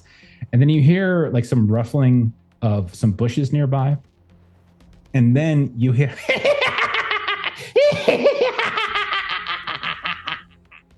And then like there's like the sounds of like, huh, what was that? And then jumping out of these bushes right in front of where that young man is walking, you see these two kind of blue greenish, like almost kind of, it's like yellowing. It's not like a full blue ghost the way that you and your crew would look. Like there's definitely sort of some corruption going on with that coloring that you would notice. But they are the two that you see are clowns. But not only are they clowns, but you just see like they're distorted, like their heads are like up and kind of off to the side. One of them, as their mouth opens, it opens just a little bit too wide. You can see one of them starts kind of playing around with a club and like, where are you going? Where are you going? You can't go this way. Oh, he's running. We got ourselves a runner, boys. And so then from all of these other bushes, you see protruding from or coming out of them, you can see there's more and more of these ghost clowns, each one getting progressively uglier and uglier until at last you see, and they're all big guys, until at last you see one when they stand up, like you get this shiver goes down your spine. And I need you to make a fear test. Give me a spirit test -2. Oh dear. As you see this happening. And this kid starts to turn and run across, not down the hall, just like randomly off in one direction, across the quad. No one uses that term. Oh, I'm going to Benny because Ray's not. What is this 2? This is not sound like Ray. That's better. 4. Okay. So you pass. I should probably roll for Jerry Orbach really fast to see how he does. Okay. He does not. He's like, what the fuck? No. I do not. No. And you can see he's like babbling and like kind of like freaking out a little bit. All right, Ray, you notice it. You see it. They're chasing after this kid. What do? Ray, so very first thing Ray does, she's on Droxel communication to everyone else. Got him. Come to my location. And then she sort of looks to Jerry, kind of be like, I can talk fast when I need to. And Ray is going to, she's going to jump down. Like she knows that everyone is going to be here in a beat. So she is going to make herself a target for these clowns. All right. So Dr. Sonnet, Reese, and Birdie, are you all immediately ghosting to Ray, or are you doing something different? We heard you. I'm coming in. I'd imagine that like when we were like had our stakeouts, we had a place that was like semi-secluded to leave our bodies, like just in case we needed to ghost. So I would just ghost right away. Okay. Sure. I guess we could say that. For the ghost disruptor thing, like where is that, and would it be in range? Say either Aaliyah or Reese would probably have it, since the two, like it was Reese's idea. Aaliyah got it, so I'd say one of the two of you, and you were at the rave, so there's probably no reason you would have it. So I would say it's one of the two of them. Do either one of you want to make a case for it? I wouldn't have it because when I ghost, it wouldn't come with me. Exactly. Yeah, so I'm Aaliyah comfortable probably having has it. I was gonna say the exact thing. I have to show up physically, so it makes sense that I would have it. Perfect. Okay. Cool. Yeah, right. Birdie's dancing with. We're probably like the last two dancing as people are leaving, and she's just like, "Oh, can you just put me in the corner?" And then she just ghosts and she leaves. Okay. Poor grad student. So we are putting Birdie in the corner. We are. Yeah, I'm not a baby. So they're like, it was a pleasure to dance. Oh my goodness! As like your body, I think you like ghost, and he just like catches your body and he just puts you like, oh goodness gracious! I will protect you with the honor of something or such. Okay, all right. We're gonna go into we're gonna deal some initiative cards here. So let's get that going. I'm not gonna penalize those of you who can ghost for your first turn. I'll say that you manifest in the area near Ray as Ray hops down from where she was hiding.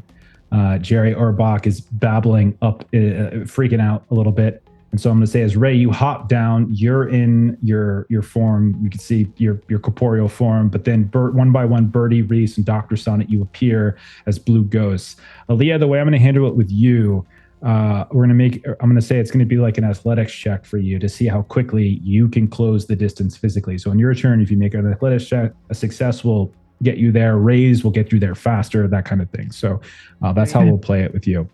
And so you are actually first up on the initiative here with a King of Hearts. So Aaliyah, when you hear on Drax, you hear the sound, you hear like Ray call it out and everyone starts popping. Do you grab the machine here and start running?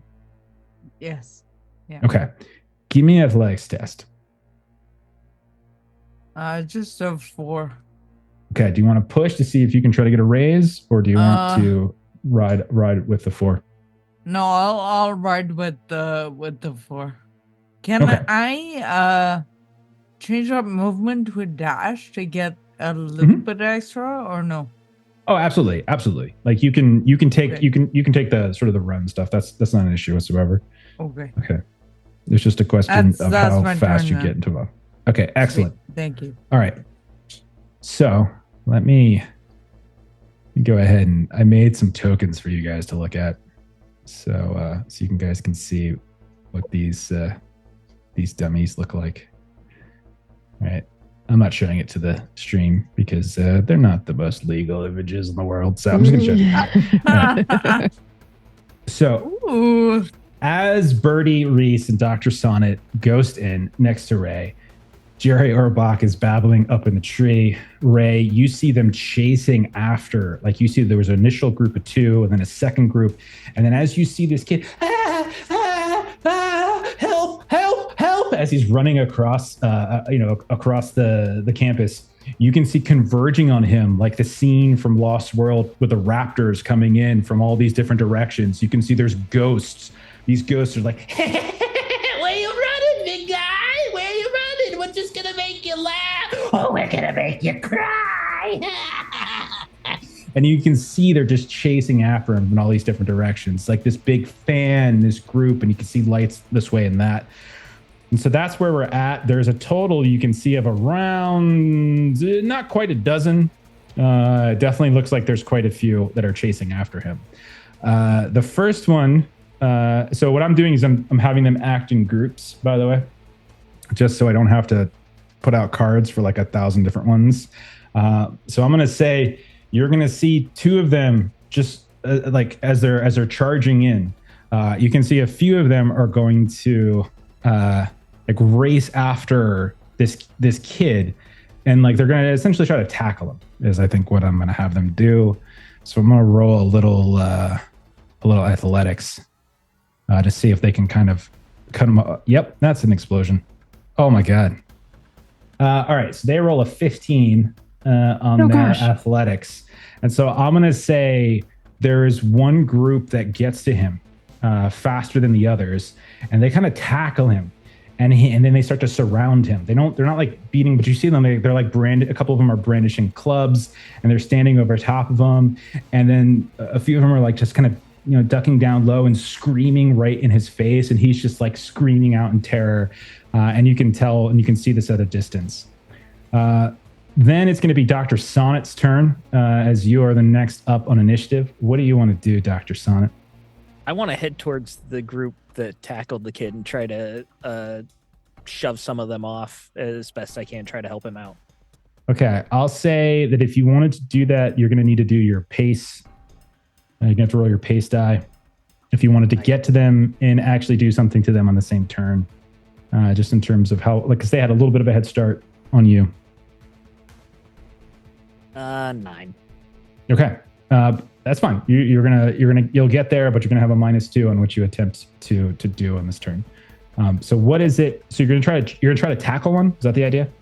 Yeah, I mean, they're dogpiling on this kid. I'm just gonna throw myself at them and just try to add to the chaos, I guess. Okay, you can make so you can either make a melee attack or you can just make an athletics test to just sort of knock a couple of them over, depending on how well you roll. Let's do athletics, and it's at -2, right? Yeah, because it's just like, now I know you're a ghost, but you can. But they're ghosts too, right? So that should cancel. They are ghosts. You're fine. You're fine. No, it's -2 because of like the pace, because you're moving at a faster rate. I'm gonna Benny that because that was a bad roll. Yep. Yeah. That was a worse roll. Oh no! It's a critical fail.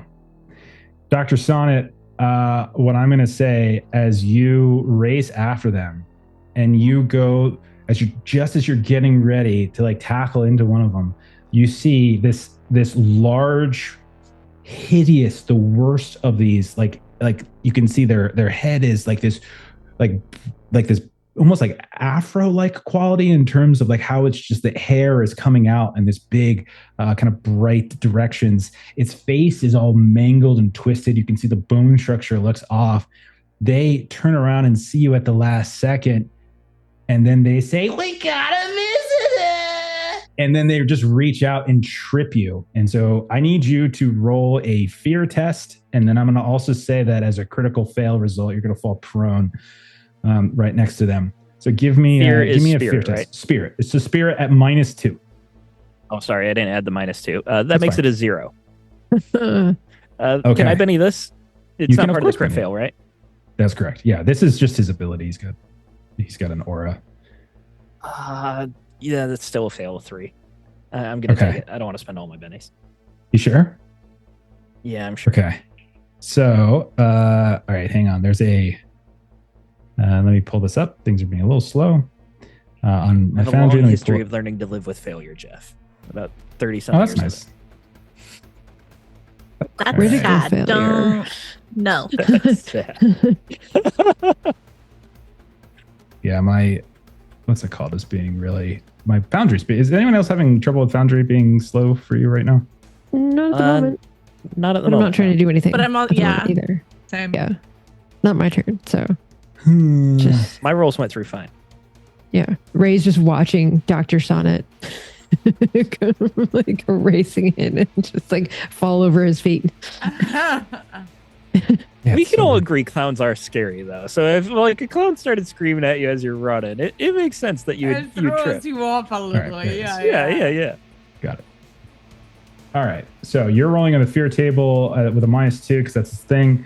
So you are distracted until your next turn. I'm also saying because of the critical failure, you're falling prone. So you're prone and distracted as you get tripped and you fall to the ground. And this larger, hideous-looking one is standing over top of you, and their face just kind of seems to shift and turn. And his aura is like this sort of greenish yellow. You can see it's very far gone from kind of a corruptive effect.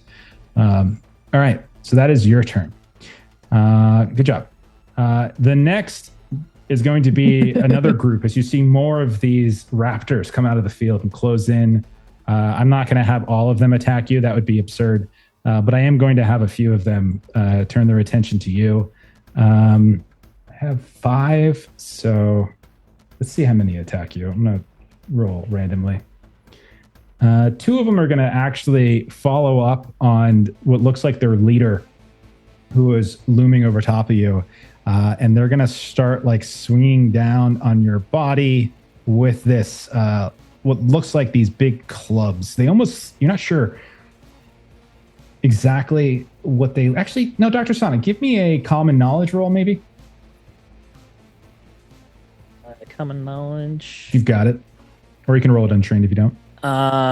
We got an explosion with the 1 following it up. 5 total. Okay. Maybe it's because you yourself have a degree, which means you went to college, which means maybe you were in a fraternity. But these certainly have the look of like paddles, like the kind of paddles that certain fraternities use, even though they shouldn't, or maybe historically they use to sometimes initiate other members. It definitely has that feel. But right now, they're swinging down at you. They are effectively X clubs is what they are, but I'm flavoring them as that. And you are distracted. Oh, I should target you, can't I? So I'm going to have 2 of them kind of hilariously swing down at you, if that makes sense. Let's go. All right. All right. Dr. First Sonnet. one is going to swing down at you. Of course I explode. Okay, so that is going to be a 10 against you. All right. My So that is a raise. What's that? My parry is 5. Yeah, so then I'm going to, that's a raise damage. So the first one's going to swing down at you. What? So we don't see the number, but we see the result. Yeah, I see 4 wounds plus shaken. They just start hopping around you, taunting you on the ground, swinging and smashing down their paddles. That is 23 points of damage, which will be the equivalent of 4 wounds and shaken. Do you want to soak that or try to soak that there, Dr. Sonic? I think I'm good. I'll just take it. That won't be a problem at all. I'm good here. I'm just going to snap back automatically to where I was. All right. I left my body safely in a tree. Oh my Do I have goodness. any modifiers for this other than my distracted? If you roll through the system, as long as you click, like if you're distracted, it should already be clicked. So just roll it through the system. Yeah, I was making sure that the ghost didn't give me a modifier, but we already talked about it. Okay, that's good. That's probably the best I can hope for is a 7, which is not even a raise. Okay. So that would be 3 wounds total. We'll soak 3 wounds, but it does mean you don't automatically go to bad times at Ridgemont High. Should I try for a Benny? I think you should. What are the odds of getting a better raise? Not very 35 to 1. I've got 2 bennies though, and this could be I take the best of whatever I roll. I'm gonna do the benny. Unless you roll a critical fail, then you have to. I'm not gonna do that. Fail. There we go. I see another explosion. There we go. Exactly the same thing. And you roll a little bit less, unfortunately. Okay. Okay. So I'm taking the you are 3 wounds plus shaken. in shaken. So if you take another wound, bad things are going to happen. Okay. They already happened, Jeff. Bad things already happened. I feel like I said 2 of them were attacking you, and that was just the first. Should I attack him? Go through with it. Okay, I'm gonna do it. I'm gonna attack you again. I'm gonna do it again. All right. Well, because he's the first one he ran up as fast as he could and threw himself into a mosh pit filled with frat boys. And he did. This is what happens when you throw yourself be a coward into a if you mosh didn't make pit the filled second with attack. They turn around and they start beating you up. All right, here we go. The good news is I rolled a 3 and somehow I missed you. So I'm gonna say the other one is dominating the space. Yeah, it was just taking the space, and so the second one will in fact miss you. All right, Reese, it is your turn. You just saw Dr. Sonic get his ass destroyed by these frat guys, just beating him to death. He tripped, he fell. You see off in the distance on campus, like away from where you've popped in from next to Ray. He is just on the ground, and this group of these greenish blue, almost yellowish colored ghosts are all like hopping around and attacking these. What do you do? He's full on crying too. He's sobbing very loudly. Over here, you freaks, and I'll code in a pistol and start firing her into the mob. Okay, sure. Do you want to target any of the ones that are by Dr. Sonnet? Yeah, just in the general area. There's a group of them, right? Okay. I'm just in terms of who I know you're targeting, because if you're targeting the big ugly one that tripped him, or if you're targeting the one that's beating him, they have different stats. So I just need to know. Oh, gotcha. I'll do the one that's currently beating him. Okay. Yeah, go for it. All right. That's a good roll. I rolled a That's 6. roll. Okay. So as you start firing and you call out, a 6 is obviously going to hit because that is because you're doing a range shot. But it's at this point, like as you start firing, that the big ugly one that tripped Dr. Sonnet turns and kind of looks in your direction, noticing you for the first time, and it's just like. So give me the spirit roll -2. The fear test is now you can see it in its full form, like standing on top of Dr. Sonnet. You hit. You're going to roll damage in a second. I just want to make sure we do this. Spirit -2. Spirit -2. That's a 0. All right, so you're gonna fail as well. All this I'm still gonna let your damage and stuff. That's all still gonna go off, so don't worry about that. I just want to make sure we do this before I forget. All right, fair table. All right, let's do that again. -2 on my table roll, my field penalty. You are going to get frightened. After this damage roll, you're going to have the hesitant hindrance as you are a bit distracted. So if you click on the chat there, it'll tell you what the hesitant hindrance actually says. So you'll have this just for the rest of this encounter effectively. And kind of go from there. Okay. So for the crowd, hesitant basically means, you guys aren't having like display errors or anything. You draw 2 action cards and you take the lowest, essentially. So you just go last. Got it. Probably. Okay, so go ahead and roll your damage. Damage is 2d6. Oh, it's exploding. Oh, baby. I got a 12. Nice. Oh, baby. All right, they have a toughness of 7. So that is definitely going to take him out. I will spend one of my GM bennies to attempt to soak. Yeah, let's do that. Yeah, I can't even roll. Like, so weird. Make me GM. I'll roll for you. Yeah, there it is. All right, let's give this a try. I'm going to try to soak a little bit with one of my GM bennies. I fail with a 2. So as you shoot out at him, you see for a second, like he hit, the first one hits, the second shot hits, and then as he's about to fall away, he just disappears in front of you, which you would know is a snapback, basically. Okay, excellent. All right, all set? Yeah. Okay. Next up is the big ugly one that screamed at you. And he's just going to be like, "We got ourselves a hero." And then he looks down at Dr. Sonnet. He looks at you. He looks at Dr. Sonnet. "He a friend of yours?" "Not anymore." And then he's going to curb stomp Dr. Sonnet in the face. No. So, all right. That's how I'm flavoring it. I'm still just going to roll my club. Actually, you know what? He's got a pistol. He's going to pull his pistol up. He's going to fire at you, Reese, instead, I think. It's spread it around. They have pistols. Things have escalated.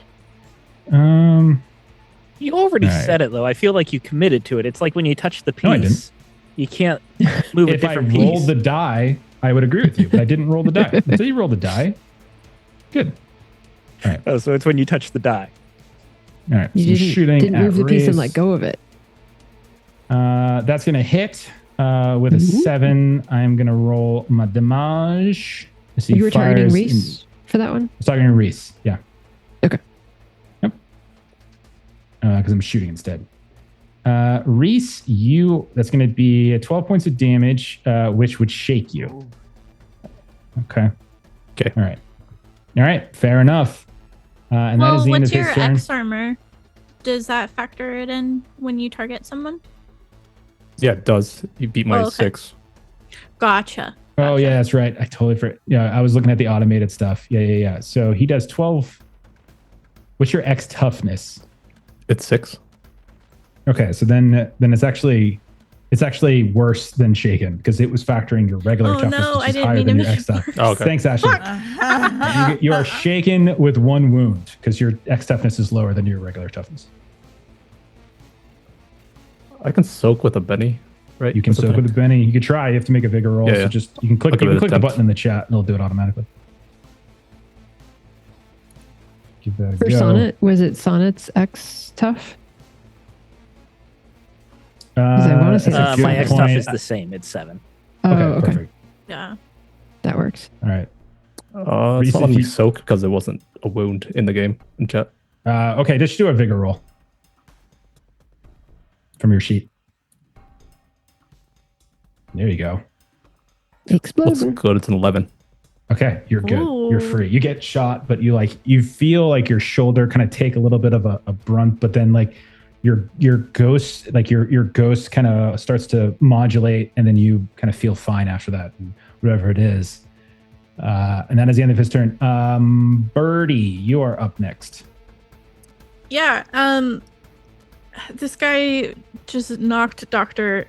Sunny D to the ground. He's shooting at Reese. So she's just going to do kind of what she does when she panics, and she's going to attempt to just freeze this guy in place? Sure. Yeah, you're going to do entangle cast? Yes, please. Absolutely. Pay attention to what other, what kind of spells or anything like that you would want to do. Yeah, the modifier I'd like is linger ghost, so I want to prevent them from ghost traveling for an hour, even after they've broken entangle. Excellent. So that's going to be a +3 on your power requirement. So you're up to 5 power points you're spending on this. Are you just targeting him? Yeah, just him. Okay, so then he's going to be the only one that's getting it. So go ahead and roll. And I'm gonna.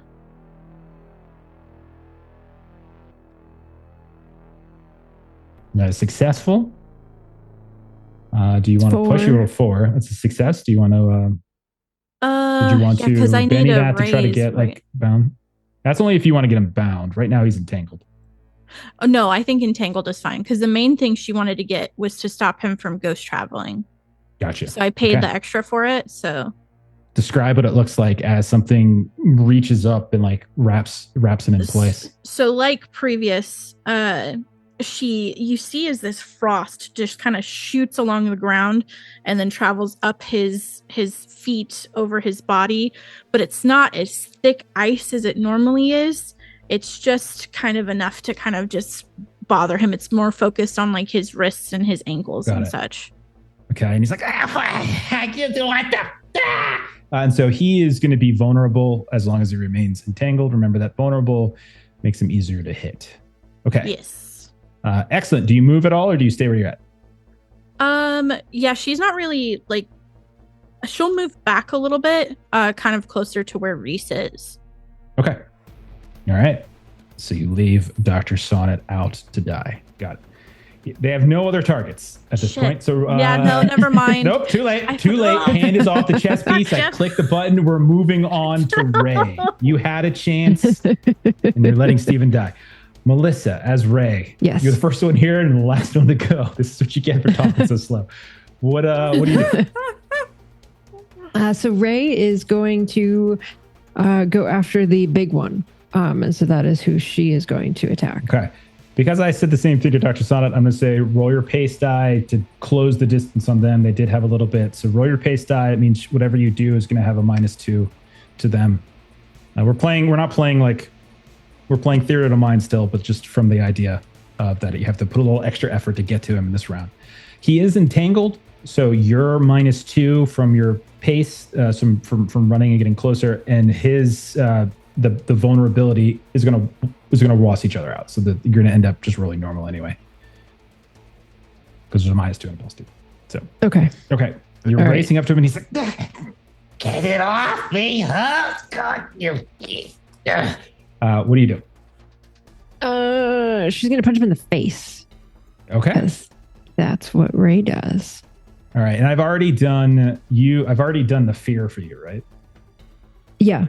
Which reminds me, I didn't do fear. I need to spend the Benny because when I did my reroll earlier, I didn't spend the Benny from the sheet. So I just spent the Benny from earlier. Birdie, give me a spirit test at -2. Okay. And Ray, you're punching. Birdie's a little scared. Maybe that's why you're backing up. Yeah.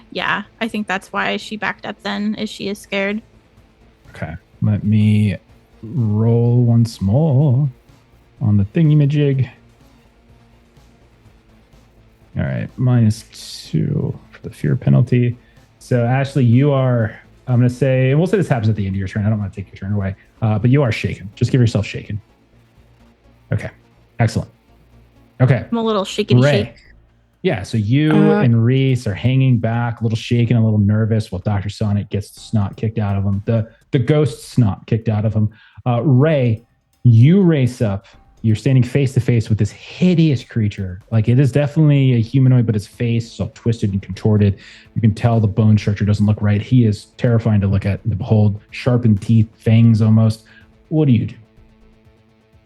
So one thing that I don't want to forget that I needed to do when Ray was before Ray took off running, she's turning around to Jerry in the tree and she says, "You are a campus security agent.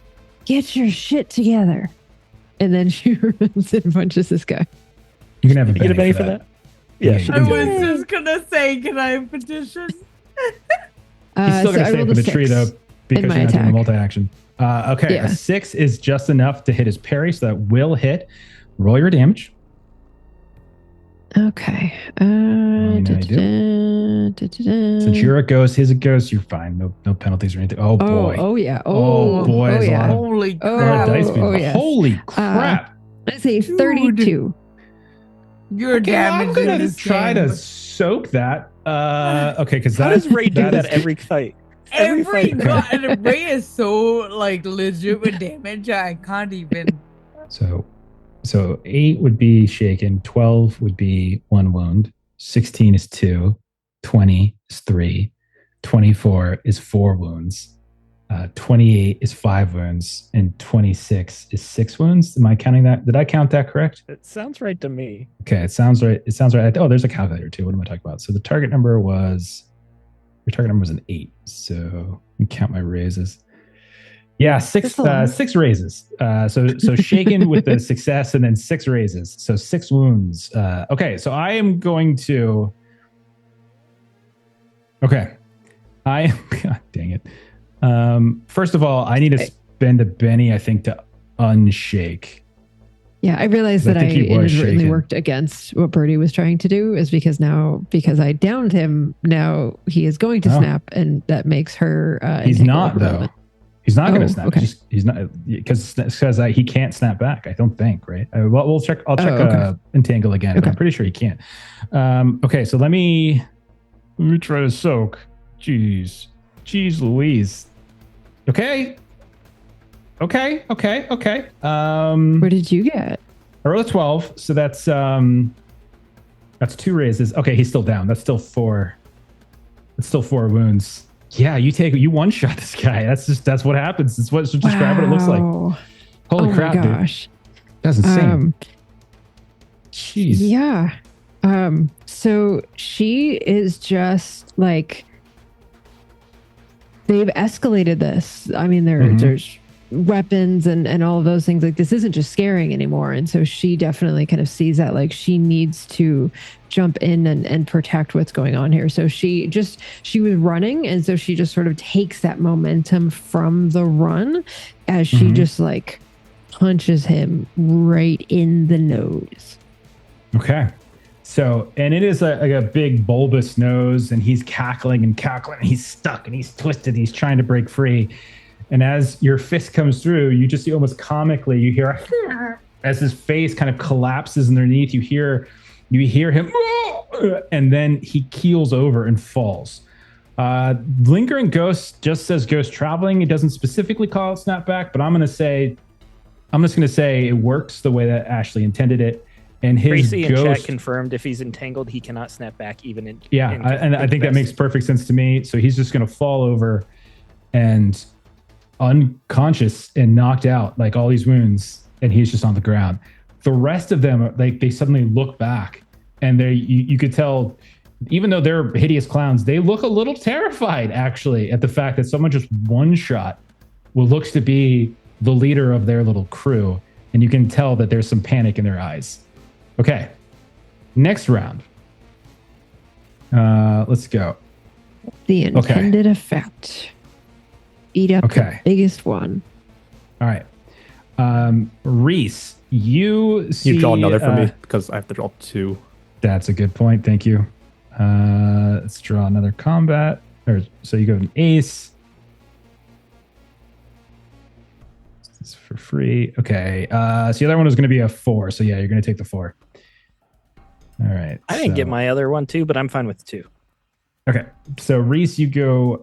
You're going to be going towards the end. Okay. So Ray, you actually get to go first. You just knock this one down. There's a whole mass of them here. Like, there's like 10. And some of them are, a couple of them are surrounding Dr. Sonnet. A couple of them are just surrounding this other random kid who's, you can hear, is screaming for help. And they're not so much hitting him as they are just like kind of getting in his face and screaming at him and trying to terrify him. You know, you can see a few of them are just kind of poking him, but no, they're not like beating him the way that Dr. Sonnet was. But Dr. Sonnet like actively attacked them too. So Ray, there's like 10 other targets here. Actually, there's 9, I think, because Reese took one out too. So, if I recall correctly. So, okay. So, what do you do, Ray? So Ray, sorry, but Ray is going to protect the student.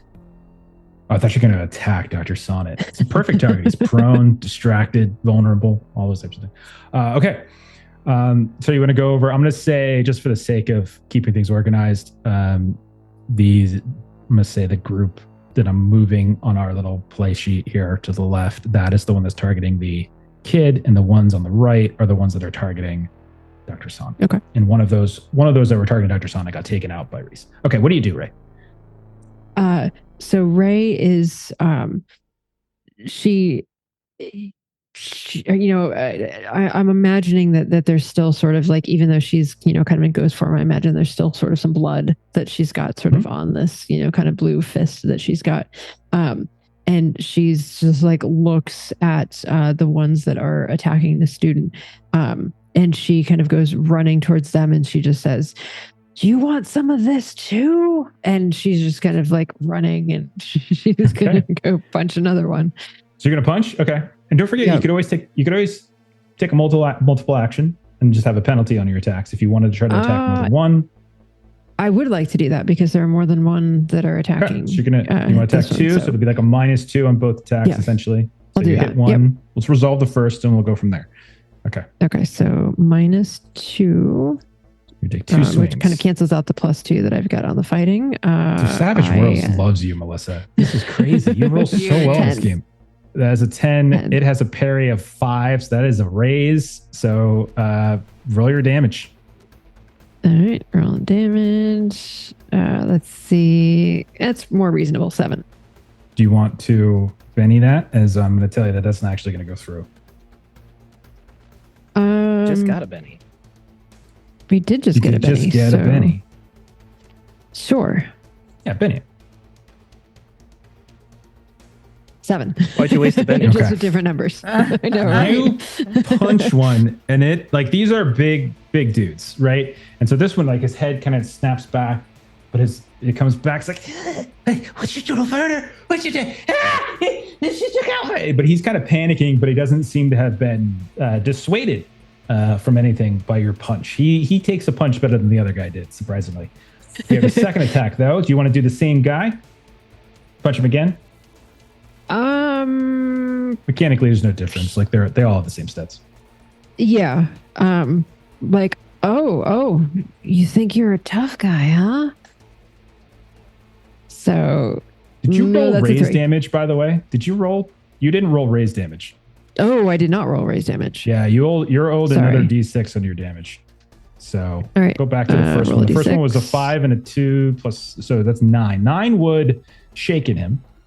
Okay. Now roll, since you spent the Benny, do you want to roll a second to see if you did better on the one that the damage that you bennied?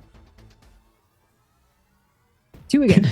Okay. You've shaken him, but you haven't taken him out. So you want to punch him this time again to see if you can take him out fully? I tried and I got a 3. Okay. Do you want to Benny that to try to swing again? Yeah. Okay. No, I got a 3. No, that's good. Yeah, just a big. Wait, but shouldn't this also have an extra D6 or no? Why? No. Oh, I was thinking of her base attack. Got it. Okay. Yeah, no, it's a -2 because I'm doing a multiple attack. Okay. Yeah. Okay. All right. So you've definitely shaken one. You've taken one out. You've shaken another, and then it's gonna come to their turns. So he's gonna roll to unshake. Let's see. And then, all right, he does unshake. So I'm going to go ahead and unshake him. And there's 5 of them around this kid. I am going to roll a spirit test to see if they stay in the fight or if they give up. Okay, so let me go a little spirit action. Let's see what happens. All right, I rolled an 8. So that's a raise. They're not out of the fight yet. And so they're going to turn their attention to you, Ray. And I'm going to say of the 5, I'm going to say 3 come and surround you. First one's going to attack you without any special bonuses for ganging up. So let's just do that. So he's just going to come over and he's just going to try to swing at you. What's your parry? Never mind. 6. I rolled a 2. You're good. Second one is going to come over and he's going to have a +1 from his gang up bonuses. So there's 2 on you now. Right. I noticed the saying it's attacking Reese, but don't worry about that. I'm just doing the math. Okay. He rolls a 1, so he swings. They're panicking. They're starting to freak out a little bit. And then the third one's going to come over and he is going to also try to. 3 of them are now surrounding Ray. Okay. Ray is wily. Ray's just kind of bobbing and weaving with all this. What's your parry again? 6. All right. They all miss. So they're swinging. You're just like, you're absolutely, you're absolutely neo-matrixing your way around all their attacks. Yep. Fantastic. The one that you knocked out would go next, but he's out. And then it becomes Birdie's turn. Birdie, you're shaken, I think. So roll the unshake first. Yes.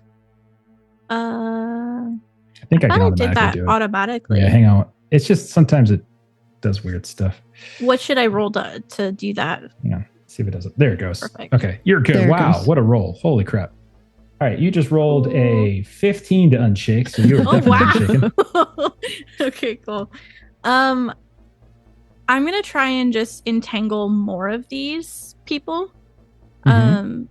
So since I was gone, kind of where are the bulk of them at? There's a bunch, like at least 3 Three around of them Ray. are attacking Ray. 2 of them are still terrorizing the one kid.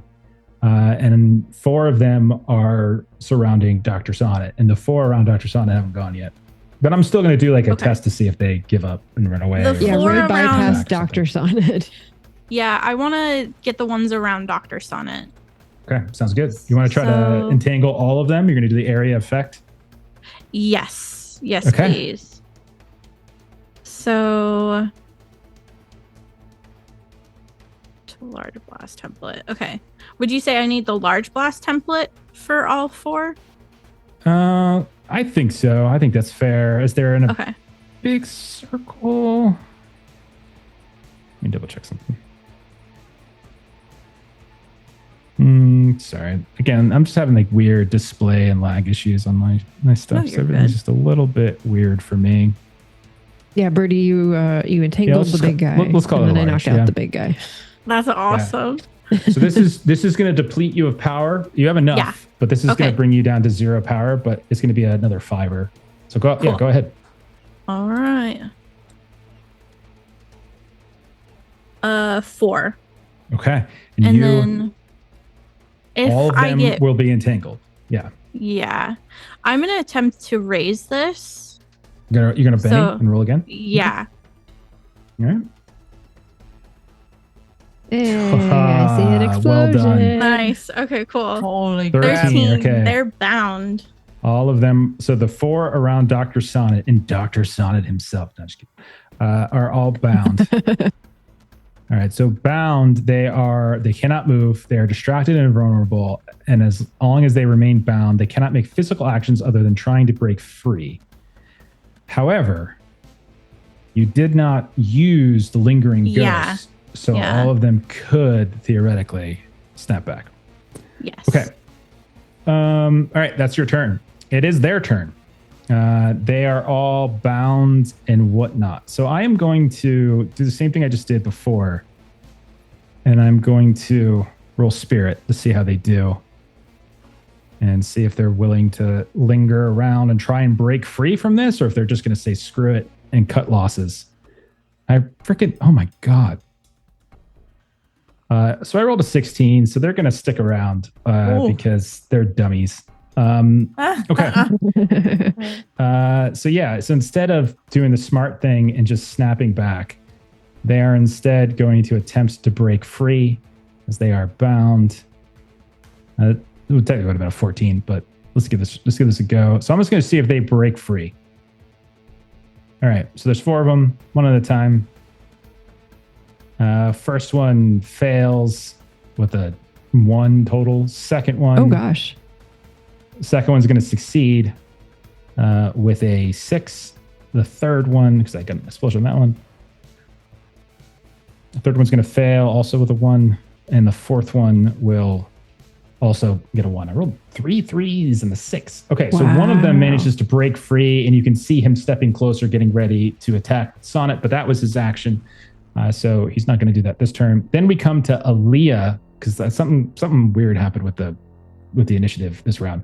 I think Aaliyah was next, and then it was going to be Reese and Dr. Sonnet. So Aaliyah, give me another athletics test to see if you get see how close you get, etc. Nope. You're carrying this big thing, whatever it might look like. Oh, that's a good roll. That's a great roll. Oh, 11 with 11. A raise. As you're racing up, you hear the sounds of gunfire. You hear the sounds of screams and fighting, and you see this giant melee in the middle of this mall, like in this lawn area. You see Dr. Sonnet that you met earlier is on the ground in his ghost form, and there's a few that are fighting him. Ray, you can see, is just absolutely dodging everything left and right. Birdie and Reese are firing from a distance. And I'll say, because you got a raise, you can race into this. So what does Aaliyah do on her turn? Full turn for you. Thank you. First of all, one of two things, either of these two things, you let me know if one is more reasonable than the other. Sure. So either I would like to use this next ghost binding thing, and in my head, it's kind of like an upgraded proton pack. So it's kind of landmine you throw, and it just sort of like sucks ghost ectoplasm or whatever. Yeah. It's exactly what it is, right? Yeah, absolutely. Amazing.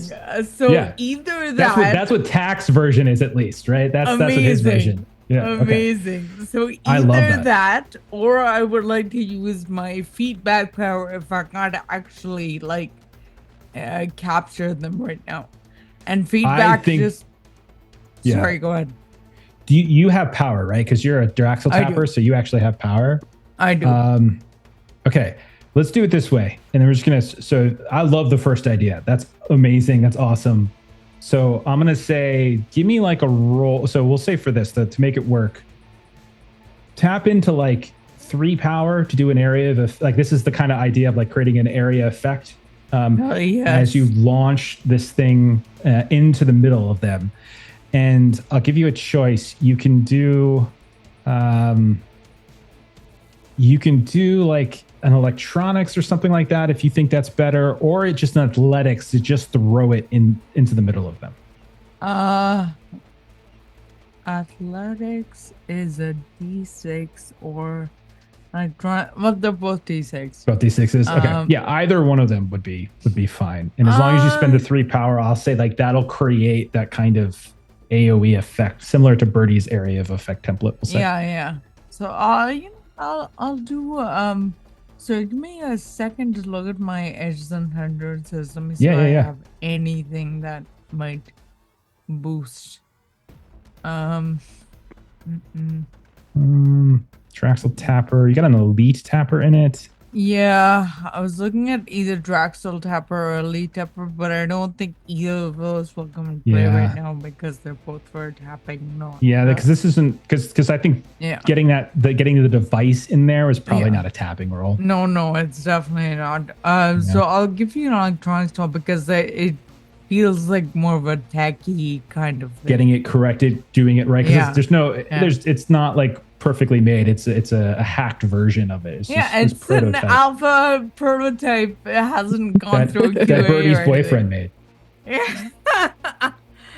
Just a 4. Okay, you spent the power. You rolled a 4. So would you throw this over? So you have 2 choices. You can either throw it onto the group around Dr. Sonnet, actually 3 choices: the group around Dr. Sonnet, the group around Ray, or the group around this other random kid that's being attacked. I will say, if you want to give me a notice roll, give me a notice roll just to see how much you understand of what's happening as you race up.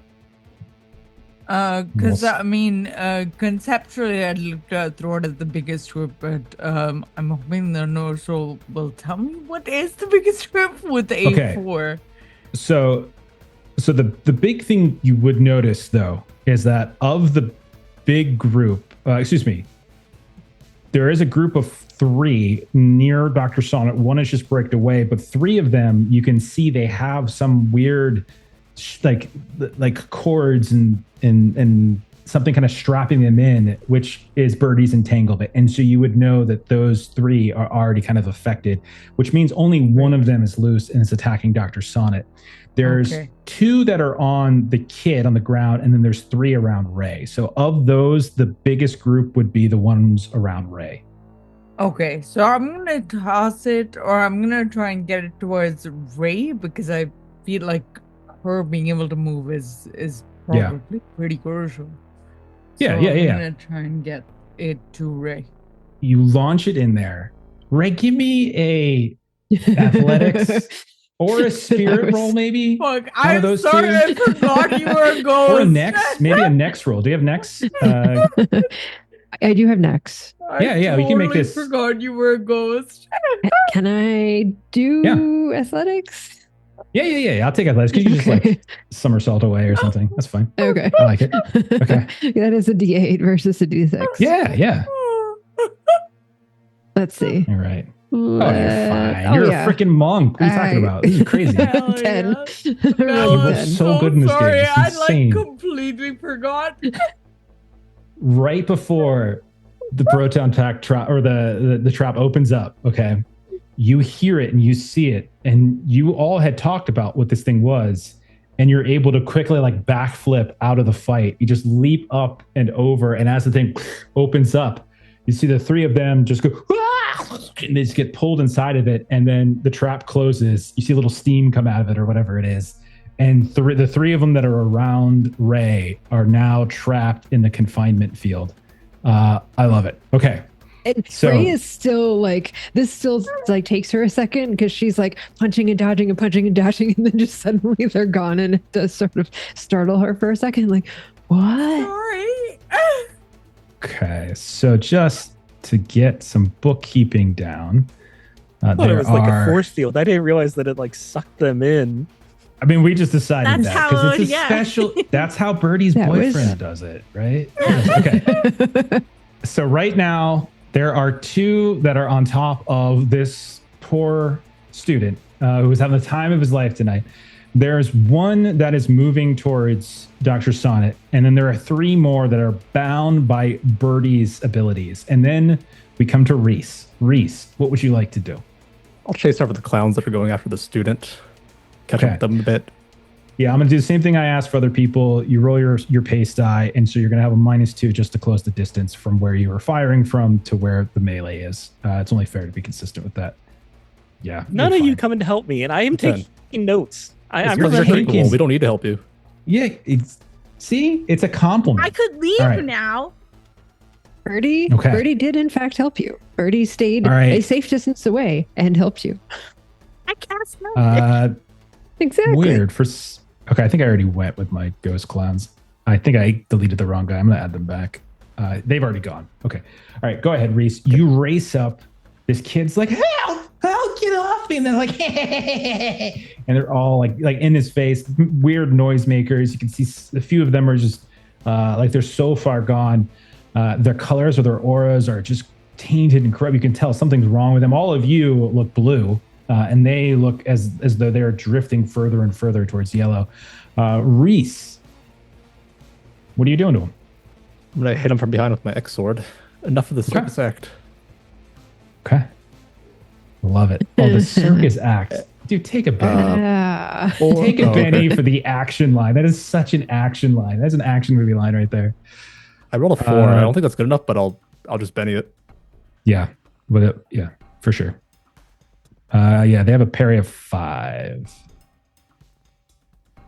That's still a miss. Do you want to Benny again? Yeah, let's keep going. Keep Bennying until you're out of them. Do you want to Benny again? All the 4s. That's all I got. 3 4s. You're out of Bennies? Yeah. You come up, you swing, you say your awesome line, and I guess maybe because you said the awesome line that alerted them to you, and they duck. You swing over top of their head. Dr. Sonnet, you're laying on the ground. You've been getting your ass. You see this big clown boot come up like it's ready to stomp on your face, but it is your turn. What do you do? So I have a -5 to everything on this turn because distracted and 3 wounds. So I'm going to spend my action and snap to Birdie to get out of the way. I thought you were going to smother yourself with healing gel. I can't do that as a ghost. It has to be on the body, I thought. Oh, yeah, that's a good point. Okay, so the big clown boot comes down right on your face as you snap back. And boom, there you are, right next to Birdie. I'm going to say you're still on the ground. You're just laying on the ground. But you can stand up if you want. All right, then I'll stand up too. Okay. And that's it for me. And right. I get rid of distracted at the end of the round. Or at the end of my turn. Sounds good. Okay. New round. All right. I'm sorry. I forgot to roll for shaken too. Yeah, go ahead and roll a spirit test. Oh, and of course, man, Savage Worlds loves Melissa, as Melissa just drew a Joker. So that's Benny's for all. Melissa, you get a +2 to anything. You can go whenever you want in the round. You can go start if you like. So just to recap, 3 of them are entangled by Birdie's spell. Okay. They're bound. Or bound, excuse me, bangled. Yeah, they're the Bangles. So 3 of them are bound by Birdie. 3 of them are in the confinement trap that Aaliyah threw. One of them just tried to stomp Dr. Sonnet's head and miss, but is still free and moving. And 2 of them are now going to turn probably and engage with Reese, as Reese has come to interfere so they don't hit that student anymore. But Ray, you can go before them if you would like. All right, so Ray sees that Reese has come up and Reese is going to be helping with the student. And so Ray will kind of look back, see that Sunny D is getting his ass kicked and is going to go take care of that. I don't know. Dr. Sonnet just can't. Well, Dr. Sonnet I got out. He snapped back towards Birdie. I'm no longer getting my ass kicked. I'm sorry. Are we distracting you from something, Melissa? You just not want to pay attention? Yeah. Dr. Sonnet snapped back by Birdie. He's fine. He's no longer in danger. That's right. How dare you minimize my achievement of running away? I got you, man. Okay. Then that's right. I'll go help Reese with the other 2. Okay. So now you and Reese are 2v2 against these others that were initially harassing this kid. What do you want to do then? All right. Do I need to kind of roll the pace die again for relocation? No. You're just a couple feet from you. You're fine. Okay. That was just to go from like the hiding spot to where they had assaulted the kid out in the middle of the field. All right. I am going to try to kick this time. It's going to be the flavor that I'm going to do with this. Okay. This tastes like kicking. All right. Oh gosh. That's not a good roll. Oh, okay. Because of the Joker, it's a 7. A 7 is enough actually for their parry. That is a success. Yeah, even with the crappy roll. Okay. Yeah. Roll damage. All right. Total of a 9 is enough to shaken one. Yes. So one of them is shaken. As you come up, you kick them in the face. Their head flies off to the side, but they are shaken. Unless you want to the Benny then try to roll some more damage. How did I do? There's a 1 in there. There's a 1 in there. There is a 1 in there. I am going to Benny that. Okay. Yeah, now you rolled an 8. Unless you want to Benny that. So there's no, 2 I in don't. there. I've got 2 bennies, and I'm not going to contribute much to this combat. And since we're linked, I can spend bennies to Benny for you. 2 so I'll bennies go ahead for and 1. do that. So you spends 2. So Ray, go ahead and roll damage again. Yes. What do you call out and say to Ray, or through your ex bond? What is it you say that kind of give her a Quit little clowning around? Take a Benny. I don't feel good about it. Longs is way better, but there we go. 20. That's what we wanted. That's what we wanted. Ray, your kick, you see their head just fly. You might even hear a crack, but then poof, disappears right in front of you. So he was not bound. He wasn't confined. So he automatically snaps. And so that one is now gone. So we'll say that one so I don't screw up the initiative. Okay. No, I did screw up it anyway. Okay. So then it's going to be Birdie's turn. All right, Birdie. Yeah, so I'm calling for the freshmen to like come over and take cover near me in Dr. Sonnet. Okay. And then I'm going to put myself between the one who was trying to curb stomp Dr. Sonnet and basically be ready to intercept any attack if I can. Okay. Like if he chooses to attack Dr. Sonnet or myself. Sounds good. Or should I just hit him? No, I don't think Birdie would. Well, Birdie's a pacifist, so I feel like at this point right. she would just be That's trying right. to protect people and not trying to like go in and intentionally hit people. Okay. That's fair. You could, don't forget, you could do a support action here. You could spend your turn supporting somebody else, encouraging Reese or something like that, which would give him potential bonus on whatever attack he takes. Yeah, I'll do that. Same thing with Aaliyah. You could do that same thing with her, either one of them, since neither of them have gone yet. I'll do Reese because he's next. Okay. So what do you think you want to do to try to support him in this action? Did you say something to him? Do you some sort of telegram? tactical role? Yeah. Do you do a singing telegram? Do you make an increasingly less impressive pun on circus or carnival behavior? No, because I don't have any.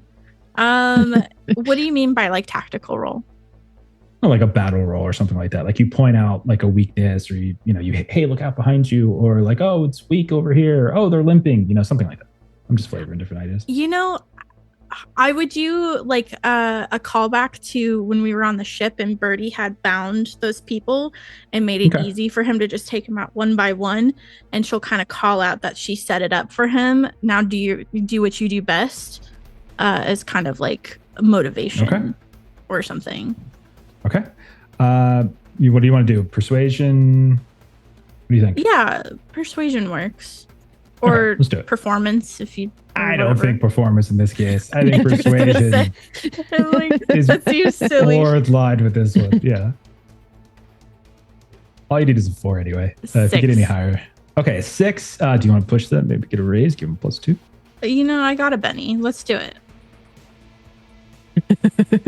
Damn it, That was so close to a crit fail, Ashley. That was so close. Gosh. It's okay. You take the better. Reese, you're going to have passes. +1 as long as you follow through with what she's saying. And it is your turn, Reese. You're right, Bird. I got this. I'll swing again. Okay, go for it. All right. My newly +1, I got a 6. Is that enough? Also, it's a 7 since you and Ray are near together, so you would get the gang up bonus now as the two of you are next to each other. So it would be a 7, which is still going to hit. So it's a 7. Regular hit. You want to roll your damage? Yeah. Yeah.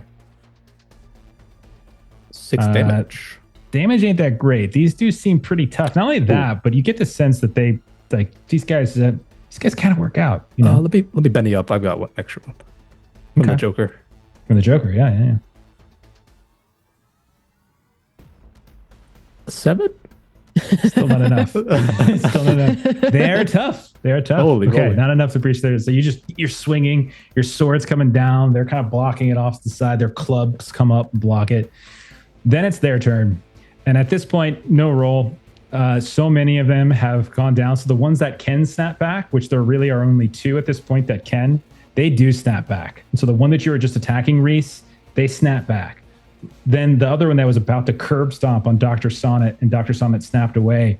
He looks up. He sees that things are just out of control. 3 of them are caught in this entanglement. He follows the direction from where the trap was thrown, sees Aaliyah charging in as well, and he just disappears. So they're both going to snap back, which means that there are no more active.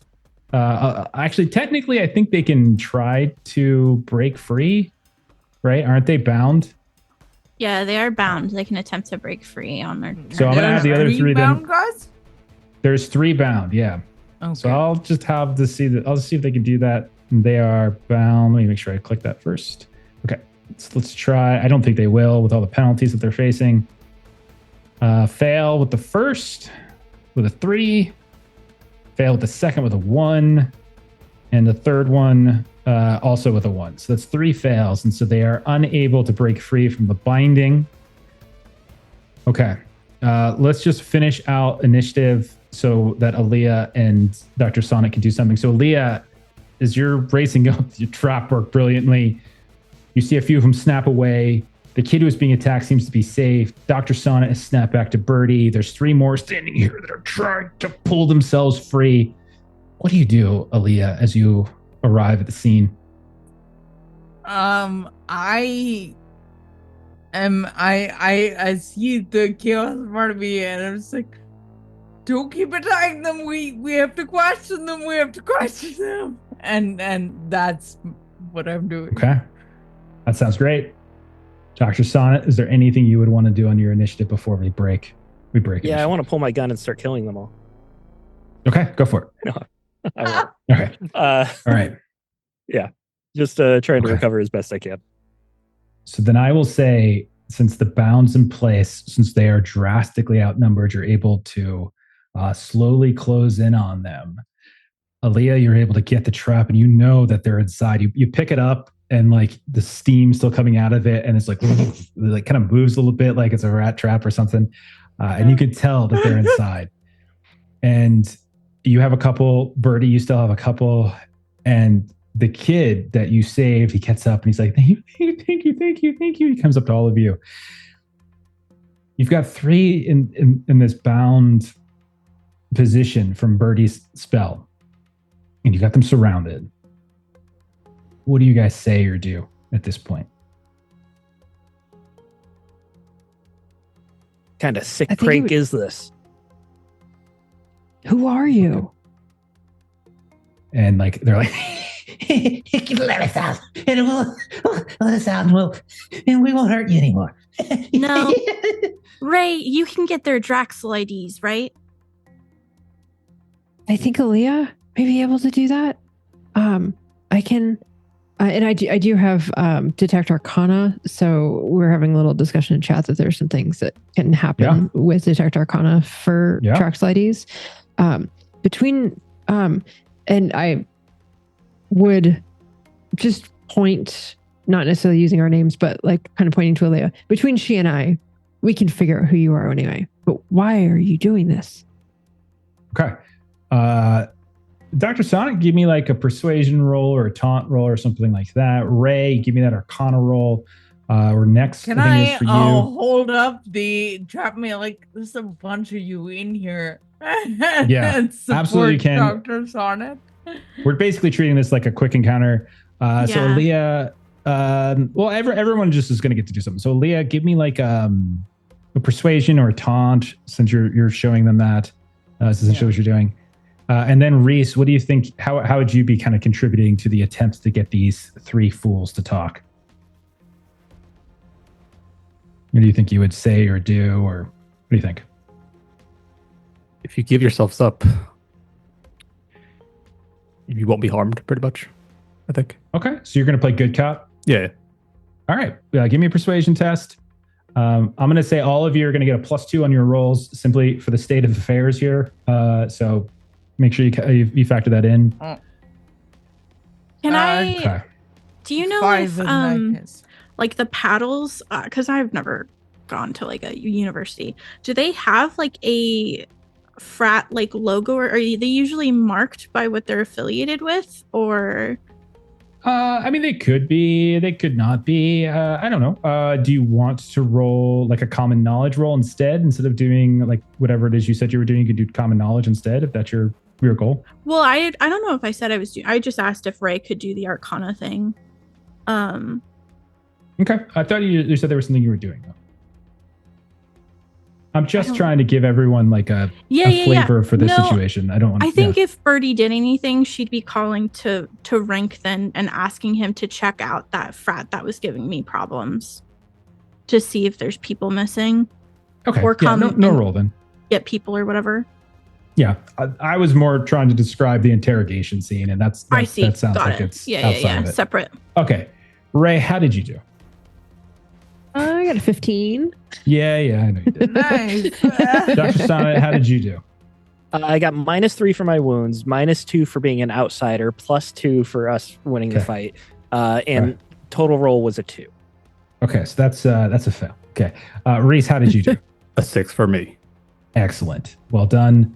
Aaliyah, how did you do? 5 on persuasion. Okay, so Birdie, you step aside.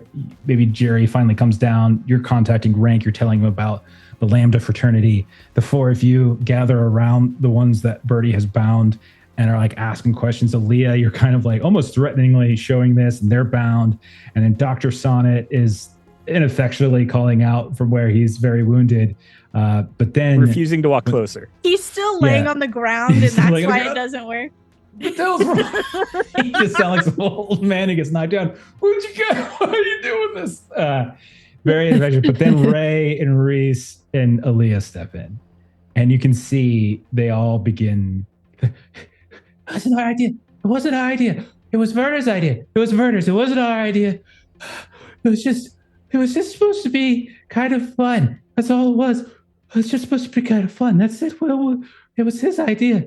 And they're kind of looking around. We were just having fun. That's it. We were just playing around. Is Werner? Werner Letty. He's the head of Lambda. That's all. He's Lambda president. That's all it is. He was just a frat joke. It's funny, right? Okay, so maybe it got a little out of hand. And like you could see they're just starting to panic. Okay, a lot. Maybe it got a lot out of hand. It's just we'll testify. Like we can testify against him. Yeah, that's it. Like we can. Yeah, and they're like looking to each one of you. Were you just like targeting whoever seemed like a good target, or were there specific people you were going after? I mean, it's just like easy targets. That's really it. Like, people by themselves, people. So you're just attacking people who could be attacked? That's really messed up, guys. We weren't really attacking it. And by the way, they're clowns. Like, they look like clowns. And they're saying, like, well, we weren't really, like we didn't hurt anyone. We were just, we just kind of scaring them. Like, we didn't really hurt anybody. Like, no one important anyway. You definitely did. Like, you hurt a lot of people. Well, we're really sorry. Like, we're super duper sorry about that. Emotional pain is still pain.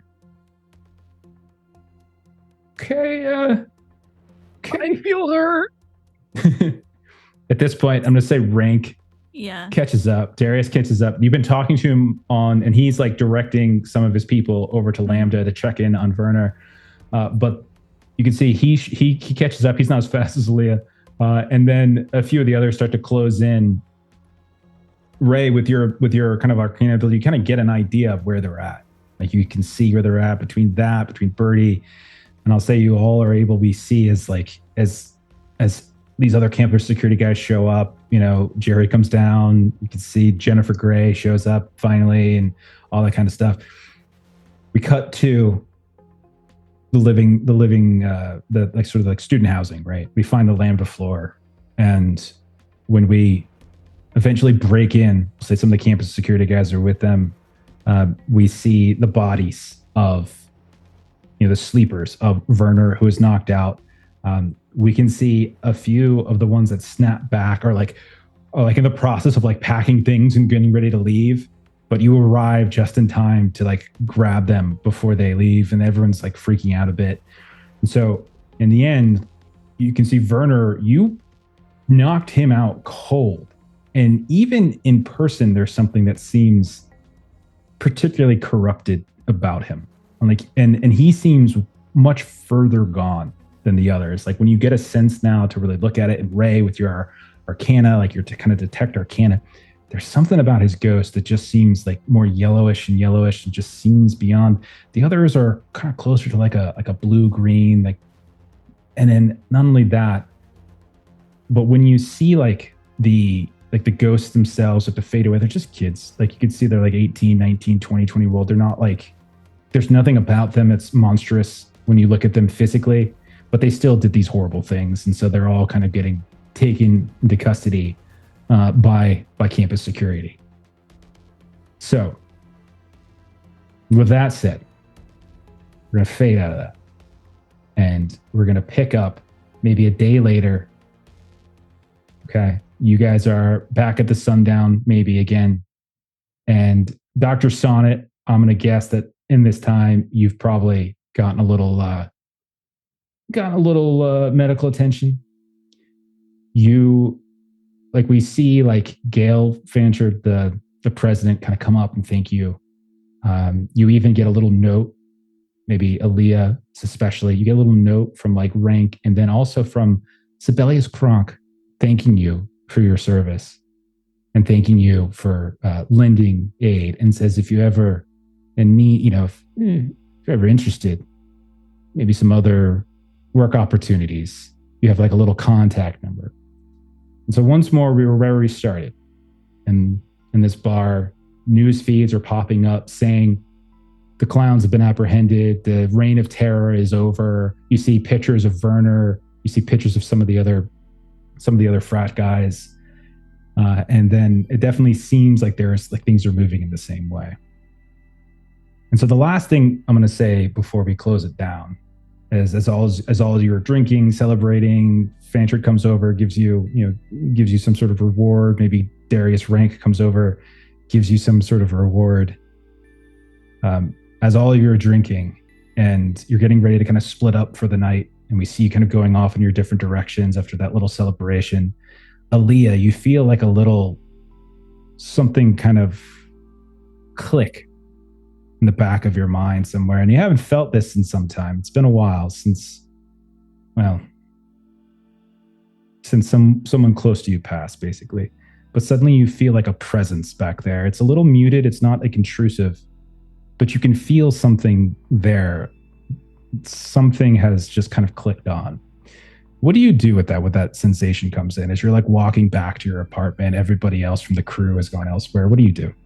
I try to, I think I kind of stopped my tracks. So I'm like, this feels weirdly familiar, but like I shouldn't have things. So I think she stops physically and tries to be a little more pay a little more attention to it, being more intentional about like figuring out what's causing that feeling.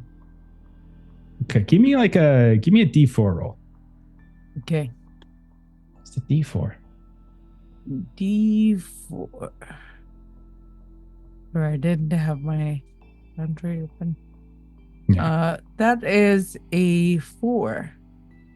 You, strangely enough, maybe it was you carried him to like medical facilities, but you kind of get this stray thought that comes into your head, and you realize it's not really your own. It's just sort of this line from somebody else. Dr. Sonnet, what is that thought that suddenly comes into her head that is from you and not her? What is that thought? Other than quit clowning around? Yeah, other than that. This is a day later. You're leaving from your celebration. You're getting ready to probably leave like tomorrow. Really pleased with that line. I wanted to say it again because it was so bad. I mean, it wasn't as good as Long's line, which came before yours, which made way more sense in the moment and was actually pretty cool, like an action line. Yours just felt like, I don't know. I think it would be like Rocky unintentional. 5. Yours felt like Rocky 5. Tommy the Machine Gun. I think it would be unintentional. I think Dr. Sonnet would be like, as a calming, like meditative exercise, he would be like going through just reciting like medical information that he knows to refresh. Like maybe he's reading new medical study, and you hear him essentially reading it in his head. Like his inner voice is reading the study of just like random medical terms that all make sense in like this virology, field, but is gibberish in the common language. And Aaliyah, that's what you hear basically, is you hear as if somebody else is like talking out loud, but it's like you can hear it in your head and you recognize it as being Dr. Sonnet. And there you are, like you're walking back to your apartment, and he is doing some reading somewhere in like a medical bay. Like maybe he wasn't at the celebration because he was still in like med bay or whatever. Maybe that's what it was. Do you say anything back? Do you reach out? I mean, I think Aaliyah, since you've had this effect before, kind of knows what it is, and it's like sort of surprising that it would come. But do you reach out? Do you say anything? Yeah, definitely. Hey, Dr. Sonic, can you hear me? Dr. Sonic, you feel this presence like knocking on the back of your head, basically. Aaliyah? Holy shit! Are we? I think. Hey, can I try and ghost you in just like a couple minutes? I'm just heading home. Can I just try? I suppose so. I didn't realize we were this close. No, I didn't either. Can I call you Sunny D now that we're friends? No. Hard no. Okay. So you make it back to your apartment, you ghost over, and you materialize blue glowy right next to Dr. Sonnet in his like little med bay where he's like recovering still from his injuries from the day before. He's got his medical field, his medical journals out in front of him, his data pads. And that's when you start to hear, like in the back of your mind, Aaliyah, the sounds of like Birdie maybe singing a song, like Ray talking way too freaking slowly, Reese lamenting, wanting to go back up into space, and all these other voices are kind of beginning to just sort of push against the back of your mind a bit. Holy shit. I think she's incredibly startled, but it's probably going to shock Birdie because there's no preface to it. It's just a direct calm just to Birdie. Hey, you want to grab a drink sometime? You hear like this presence. You hear like Aaliyah, like X-Bone, you have to accept the call, but I would say like you would kind of know, like it's not Ray, it's not Reese, not Dr. Sonnet, but it's a familiar feeling that is like, and you can tell it's trying to send you something. Are you receptive to it? Yeah, she'll accept it. And you hear the voice basically in your brain of Aaliyah asking, want to get a drink? Yeah. This isn't how. Yeah, I'll call you. Like Am on I Draxel. No, I don't think so. I think this is new. And she's like in front of Ray, and she's like looking at Ray with like wide eyes, and she's like, she asked me out to get a drink sometime. Yeah, that'd be totally cool. Yeah. And that Ray, was a you traumatic feel event we went through. Yeah. And Ray, you feel something back there too, as if there's like, because you have connections with Birdie and Reese and Dr. Sonnet, but also your niece, and you feel like there's another voice back there now too. It's a voice that is a presence that for the last like couple of weeks since the death of Arushi, like you all have felt an absence. And it's as if that absence, that whatever was missing, it's different, but you can definitely feel that that absence is almost being filled in some way. Okay.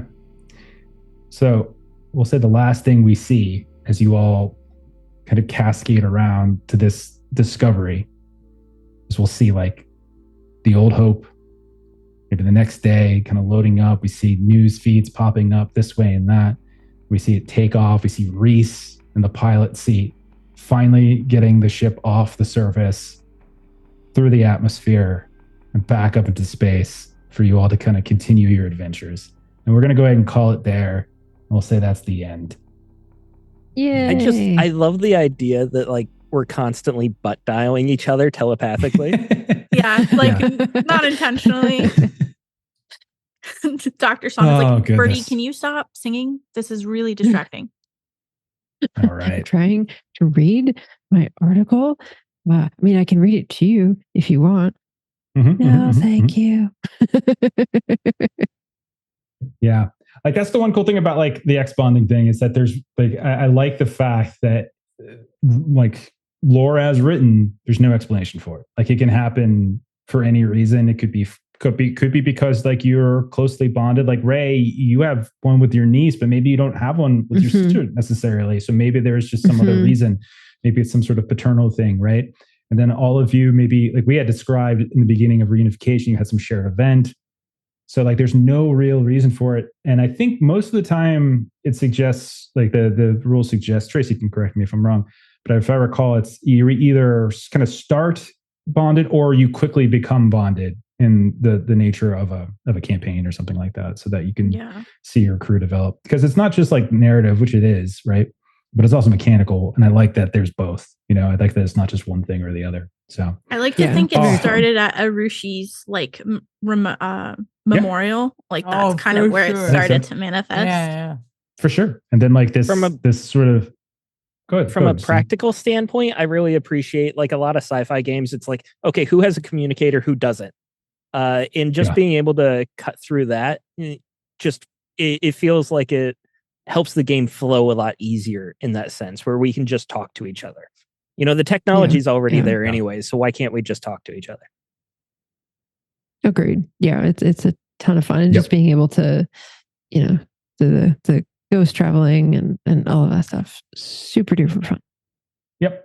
Okay, so that is it for us. We've done reunification. We've done this. This is just two of many. If you're interested in Han Cluster, if you like what you've seen, I would definitely recommend on the 25th, you head over to Backer Kit. You can go there now. You can click the whole remind me thing situation, be notified when it goes live. And you can see all the awesome stuff that you're going to be able to get with it. So we definitely recommend it. I love sci-fi games. I love space sci-fi games. I like games that have like transhuman elements and such like that as well. So it definitely hits a lot of the buttons I look for. So take a look at that. If you're watching this or listening to this later, check out the description of the show. You'll find links to this if you want to take a look at it. Also, maybe a link to the quick start. I can't remember all the links I dropped in there, but everything's there. And check out E02 Games as well. You can also, they have a Discord as well, I think. So you can maybe find that. Links, I'm not sure if the links are up on the Backer Kit or not, but you can find that and ask questions and all that good stuff. All right. Let's do some closing plugs of our own. So Steven, I'm going to go ahead and ask you to just step to the side for a second so that Maestro can tell us a little bit about where we can find her on the internet. I will never get tired of that. I am multi-phase games on YouTube where I make system agnostic or multi-system tips of content that centers the GM and player experience. Awesome. Steven, you may now speak. I don't pitch this as well as you do, but I'm making a Weird West game called Huckleberry. It's available right now on Drive-Thru-RPG. If you want to test it out, there's a free quick start available as well that we just dropped. And it's got pretty much all the rules in there. So you can test it out, see if you like it. And then if you do enjoy it, please buy the core book to support it. And we'll be doing a print run here at the end of the year. So we'll be having our own Backer Kit soon, but that's way down the line. And let's do Han Clusters first. All right. Awesome, man. As for our next stream, we're scheduled definitely for Tuesday. Not sure about Monday yet, but Tuesday we're doing some Perils and Princesses. You can see Melissa and myself in that game, and a few of our other people, including Kipster, who's running that for us. Thursday we're doing some Swords of the Serpentine, Long, Melissa, myself, as we are in a swamp with a whole mess of sorcerers and a lot of danger. And Long has turned on his family, so it's pretty good. Friday, Steven is going to GM for us, as Steven is going to run us through some Magnus archives. We are in Hamburg, and we get to investigate some weird stuff. Was it bugs? Like bugs and hornets? Yes, bugs. Bugs. Yeah, it was basically bugs. And then, bugs. There we go. That's what we got. Check out the YouTube page, Adventures in Lollygagging, for all of our past games, including if you missed Reunification. You could check out Reunification for that as well. Let's go ahead and raid somebody, and we will get on out of here. And I probably should have figured this out while Matre and Steven were talking.